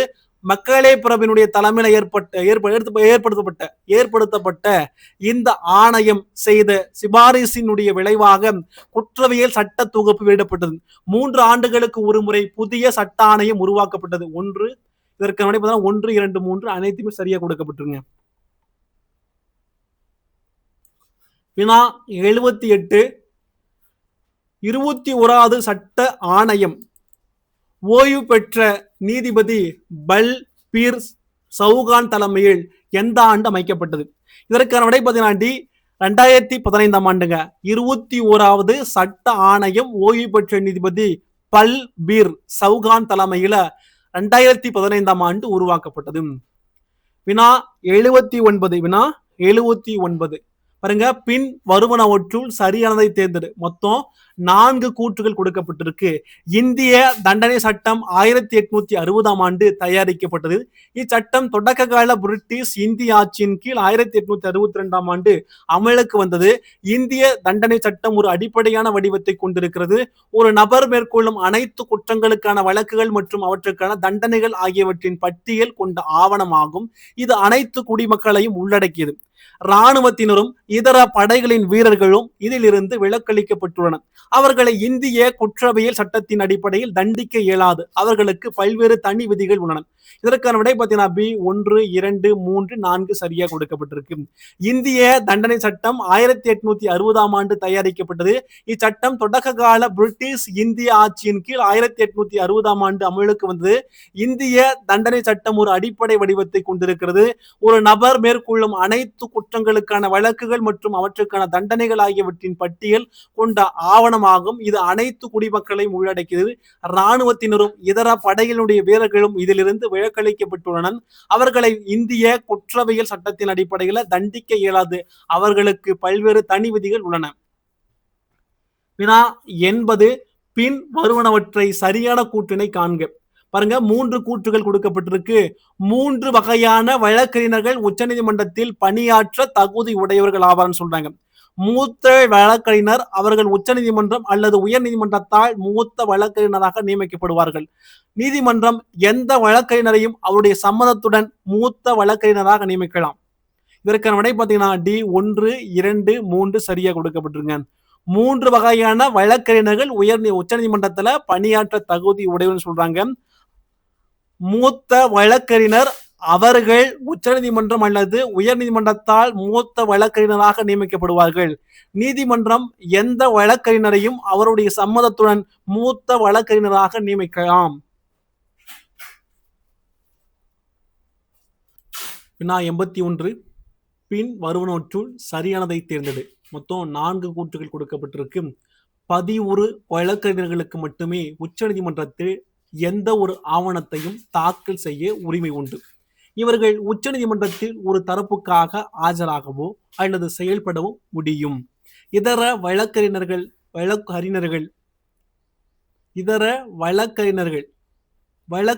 சட்டம் 1961 படி எந்த ஒரு பார் கவுன்சில் பட்டியலில் உள்ள வழக்கறிஞர்கள் மற்றும் உச்சநீதிமன்றத்தில் ஒரு தரப்பின் சார்பாக ஆஜராகி வாதிடலாம்.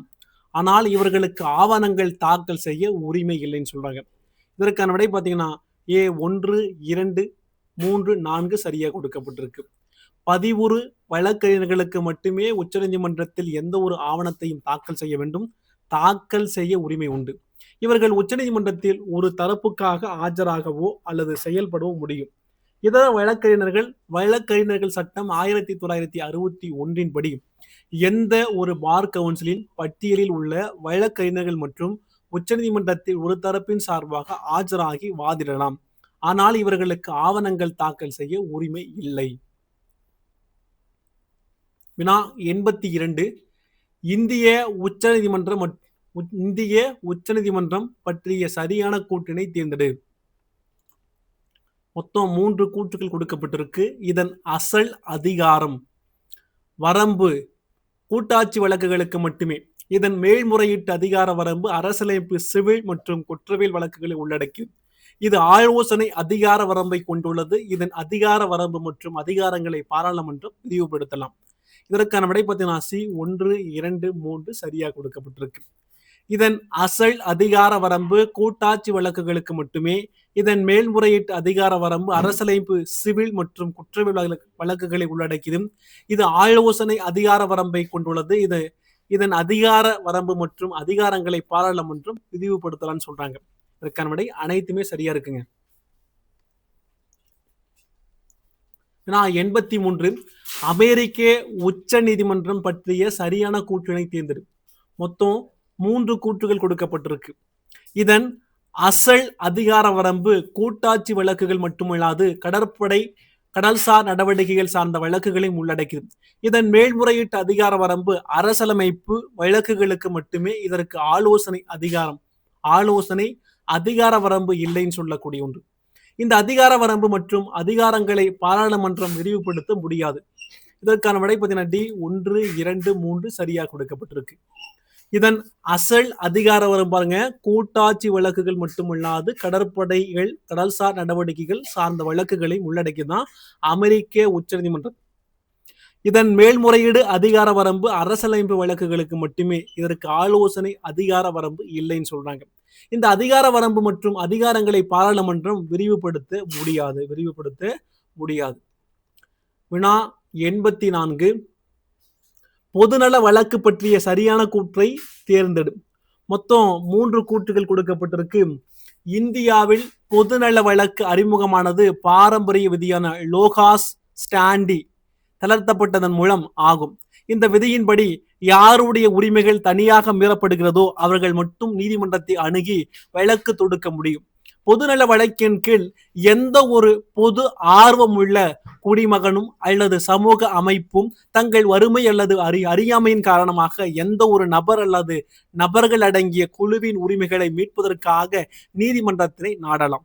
சட்டத்தின் ஆட்சியை பேணுவதற்கும் நீதிக்கான காரணத்தை மேம்படுத்துவதற்கும் அரசியலமைப்பு நோக்கங்கள் நிறைவேற்றுவதற்கான வேகத்தை விரிவுபடுத்துவதற்கும் பொதுநல வழக்கு ஆயுதமாக பயன்படுகிறது.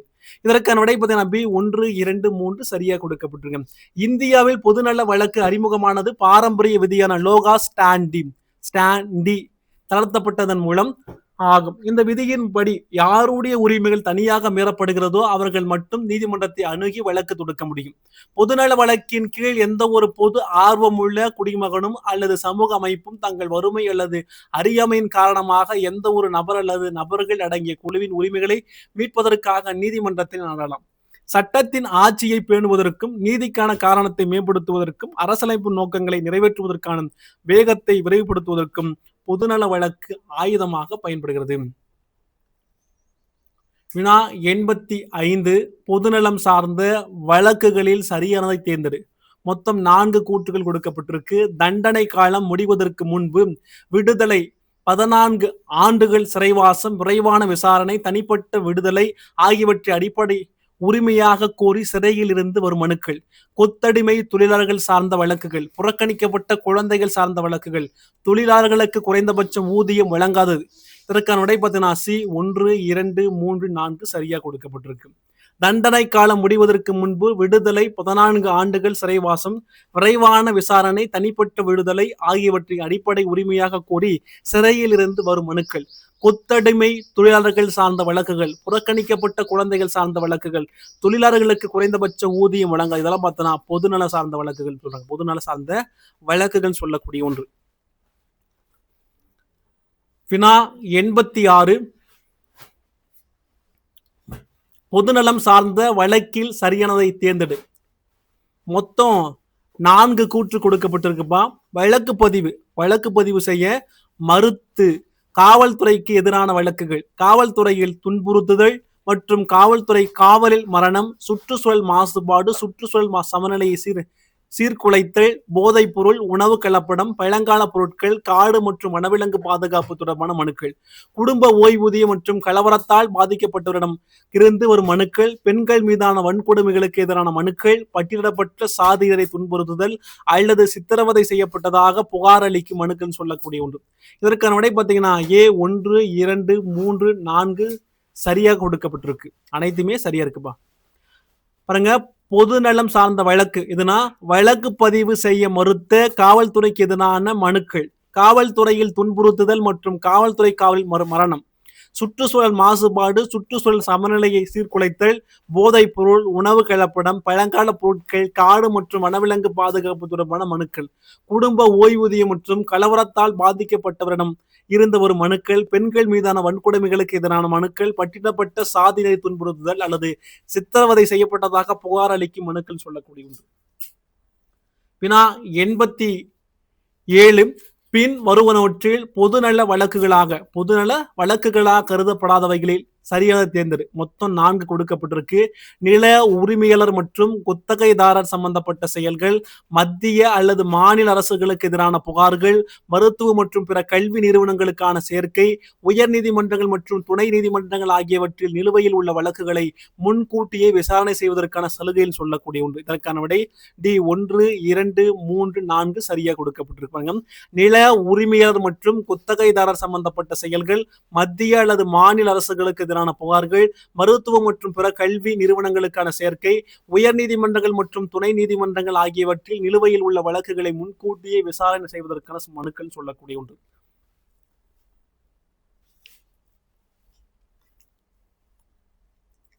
வினா 88 பின் வருவனவற்றுள் சரியான கூற்றினை காண்க. மொத்தம் 3 கூற்றுகள் கொடுக்கப்பட்டிருக்கு. அரசியலமைப்பு சரத்து 32 226 படி பின்தங்கிய நிலையில் உள்ள மக்கள் நலனில் ஆர்வமுள்ள எந்த ஒரு நபரும் பொதுநல வழக்கினை தாக்கல் செய்யலாம்.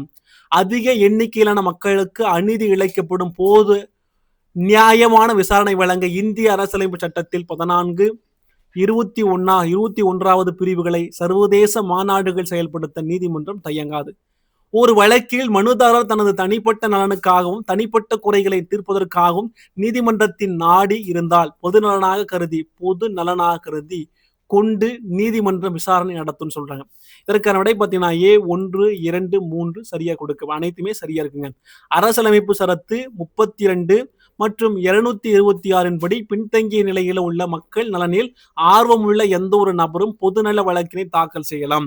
அதிக எண்ணிக்கையிலான மக்களுக்கு அநீதி இழைக்கப்படும் போது நியாயமான விசாரணை வழங்க இந்திய அரசியலமைப்பு சட்டத்தில் 14 மற்றும் 21வது பிரிவுகளை சர்வதேச மாநாடுகள் செயல்படுத்த நீதிமன்றம் தயங்காது. ஒரு வழக்கில் மனுதாரர் தனது தனிப்பட்ட நலனுக்காகவும் தனிப்பட்ட குறைகளை தீர்ப்பதற்காகவும் நீதிமன்றத்தை நாடி இருந்தால் பொதுநலனாக கருத்தில் கொண்டு நீதிமன்றம் விசாரணை நடத்தும் சொல்றாங்க. வினா 89 பொருத்துக.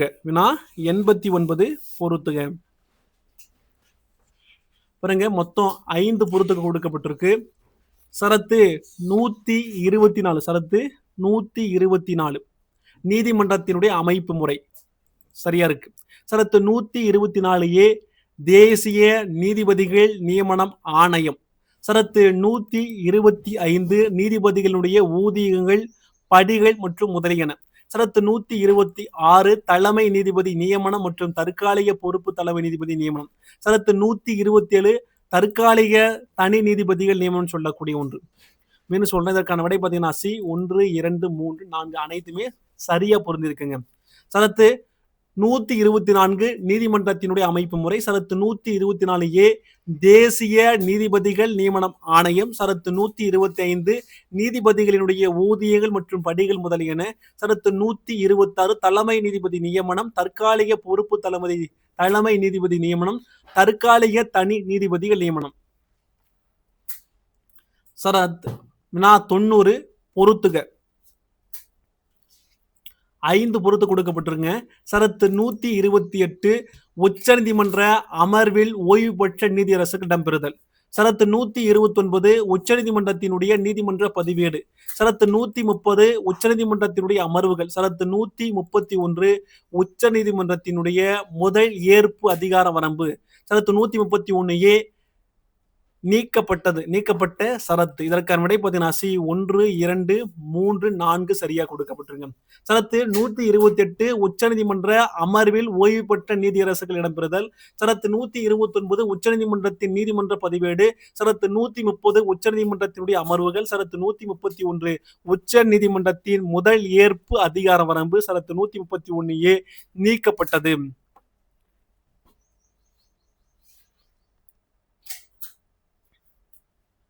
வினா 91 பொருத்துக. வினா 91 பொருத்துக. மொத்தம் 5 பொருத்து கொடுக்கப்பட்டிருக்கு. சரத்து 132 உயர் நீதிமன்றங்களிலிருந்து எழும் மேல்முறையீடுகளில் உச்ச நீதிமன்றத்துக்குள்ள மேல்முறையீட்டு அதிகார வரம்பு.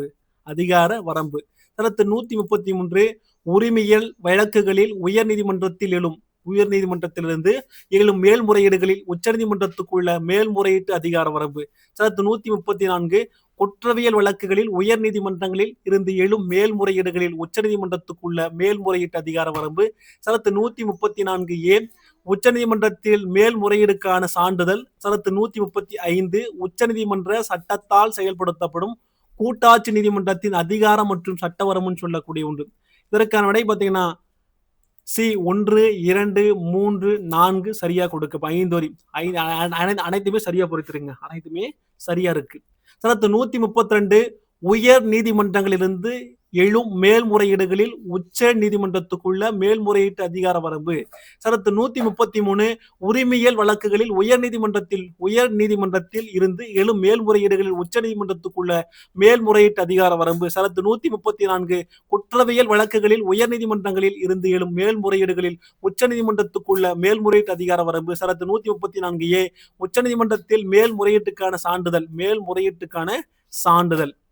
சரத்து 135 உச்ச நீதிமன்ற சட்டத்தால் செயல்படுத்தப்படும் உச்ச நீதிமன்றத்தின் அதிகாரம் மற்றும் சட்ட வரம்பு. பாருங்க அனைத்துமே சரியா பார்த்துருங்க. உங்களுக்கு ரிவிஷன் பண்றதுக்காக அனைத்தும் வந்து ஒரே இதில் கொடுத்துட்டோம். சரத்து 135 சொல்லிட்டு மாத்தி தராம அந்த சரத்துக்குரியது சரத்துக்கு நேரம் கொடுத்துட்டோம்.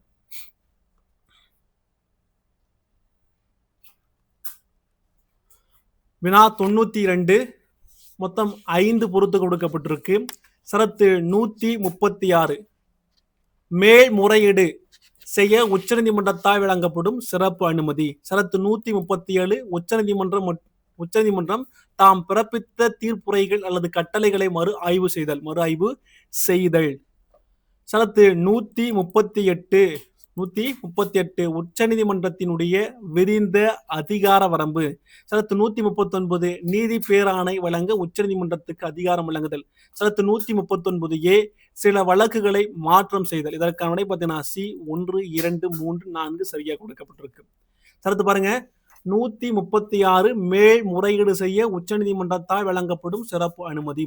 சரத்து 137 உச்சநீதிமன்றம் தாம் பிறப்பித்த தீர்ப்புரைகள் அல்லது கட்டளைகளை மறு ஆய்வு செய்தல். சரத்து 138 உச்ச நீதிமன்றத்தின் விரிந்த அதிகார வரம்பு. சரத்து 139 நீதி பேராணை வழங்க உச்சநீதிமன்றத்துக்கு அதிகாரம் வழங்குதல். சரத்து 139A சில வழக்குகளை மாற்றம் செய்தல். எல்லாமே பார்த்தோம்னா அதற்குரிய இதில் வந்து சரியா புரிஞ்சிருக்கு.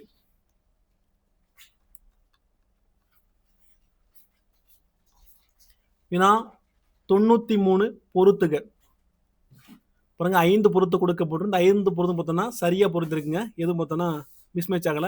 சரியா 1, 2 அப்படியே சரியா இருக்கு. சரத்து 140 உச்ச நீதிமன்றத்தினுடைய துணை அதிகாரங்கள். சரத்து 141 உச்ச நீதிமன்றத்தால் அறிவிக்கப்படும் சட்ட தீர்ப்புகள் அனைத்து நீதிமன்றங்களையும் கட்டுப்படுத்தும். சரத்து 142 உச்ச நீதிமன்றத்தின் தீர்ப்புகள் மற்றும் ஆணைகளை அமல்படுத்துதல், கண்டுபிடிக்க ஆணை பிறப்பிப்பது இன்னும் பிறவும். சரத்து 143 குடியரசுத் தலைவருக்கு உச்சநீதிமன்றம் ஆலோசனை வழங்கும் அதிகாரம். சரத்து 144 உரிமையியல் குற்றவியல் நீதித்துறை அதிகாரங்கள் உச்சநீதிமன்றத்துக்கு உதவுதல். இதற்கான விடை பார்த்தீங்கன்னா சி 1, 2, 3, 4, 5. சரத்து 140 உச்சநீதிமன்றத்தினுடைய துணை அதிகாரங்கள். சரத்து 141 உச்சநீதிமன்றத்தால் அறிவிக்கப்படும் சட்ட தீர்ப்புகள் அனைத்தும் நீதிமன்றங்கள் கட்டுப்படுத்தும். சரத்து 142 உச்சநீதிமன்றத்தினுடைய தீர்ப்புகள் மற்றும் ஆணைகளை அமல்படுத்துதல், கண்டுபிடிக்க ஆணை பிறப்பிப்பது இன்னும் பிறவுன்னு சொல்றாங்க. சரத்து 143 143 குடியரசுத் தலைவருக்கு உச்சநீதிமன்றம் ஆலோசனை வழங்கும் அதிகாரம். சரத்து 144 உரிமையல், குற்றவியல், நீதித்துறை அதிகாரங்கள் உச்சநீதிமன்றத்துக்கு உதவுதல். கடைசி வினாங்க, பொறுத்துக 4 பொறுத்துக கொடுக்கப்பட்டிருக்கு. இங்க கொடுக்கப்பட்ட பொறுத்துகள் எல்லாம் வந்து பார்த்தோன்னா உங்களுடைய ரிவிஷனுக்காக கடைசி நேரத்தில் ரிவிஷன் பண்றதுக்காக கொடுக்கப்பட்டிருக்கு. அப்படி சரத்து 144A நீக்கப்பட்டது. சரத்து 145 உச்சநீதிமன்ற விதிகள் இன்னும் பெறவும். சரத்து 146 உச்சநீதிமன்றத்தினுடைய அலுவலர்கள் பணியாளர்களுடைய செலவுகள். சரத்து 147 பொருள் விளக்கம். இதற்கான விடை பார்த்தீங்கன்னா C1 2 3 4 சரியாக கொடுக்கப்பட்டிருக்கு. சரத்து 144A நீக்கப்பட்டது. சரத்து 145 நீதிமன்ற விதிகள் இன்னும் பெறவும். சரத்து 146 உச்சநீதிமன்றத்தின் அலுவலர்கள் பணியாளர்களுடைய செலவுகள். சரத்து 147 பொருள் விளக்கம். இதோட 97 வினாக்கள் முடியுதுங்க. அடுத்த சந்திக்கலாம். நன்றி, வணக்கம்.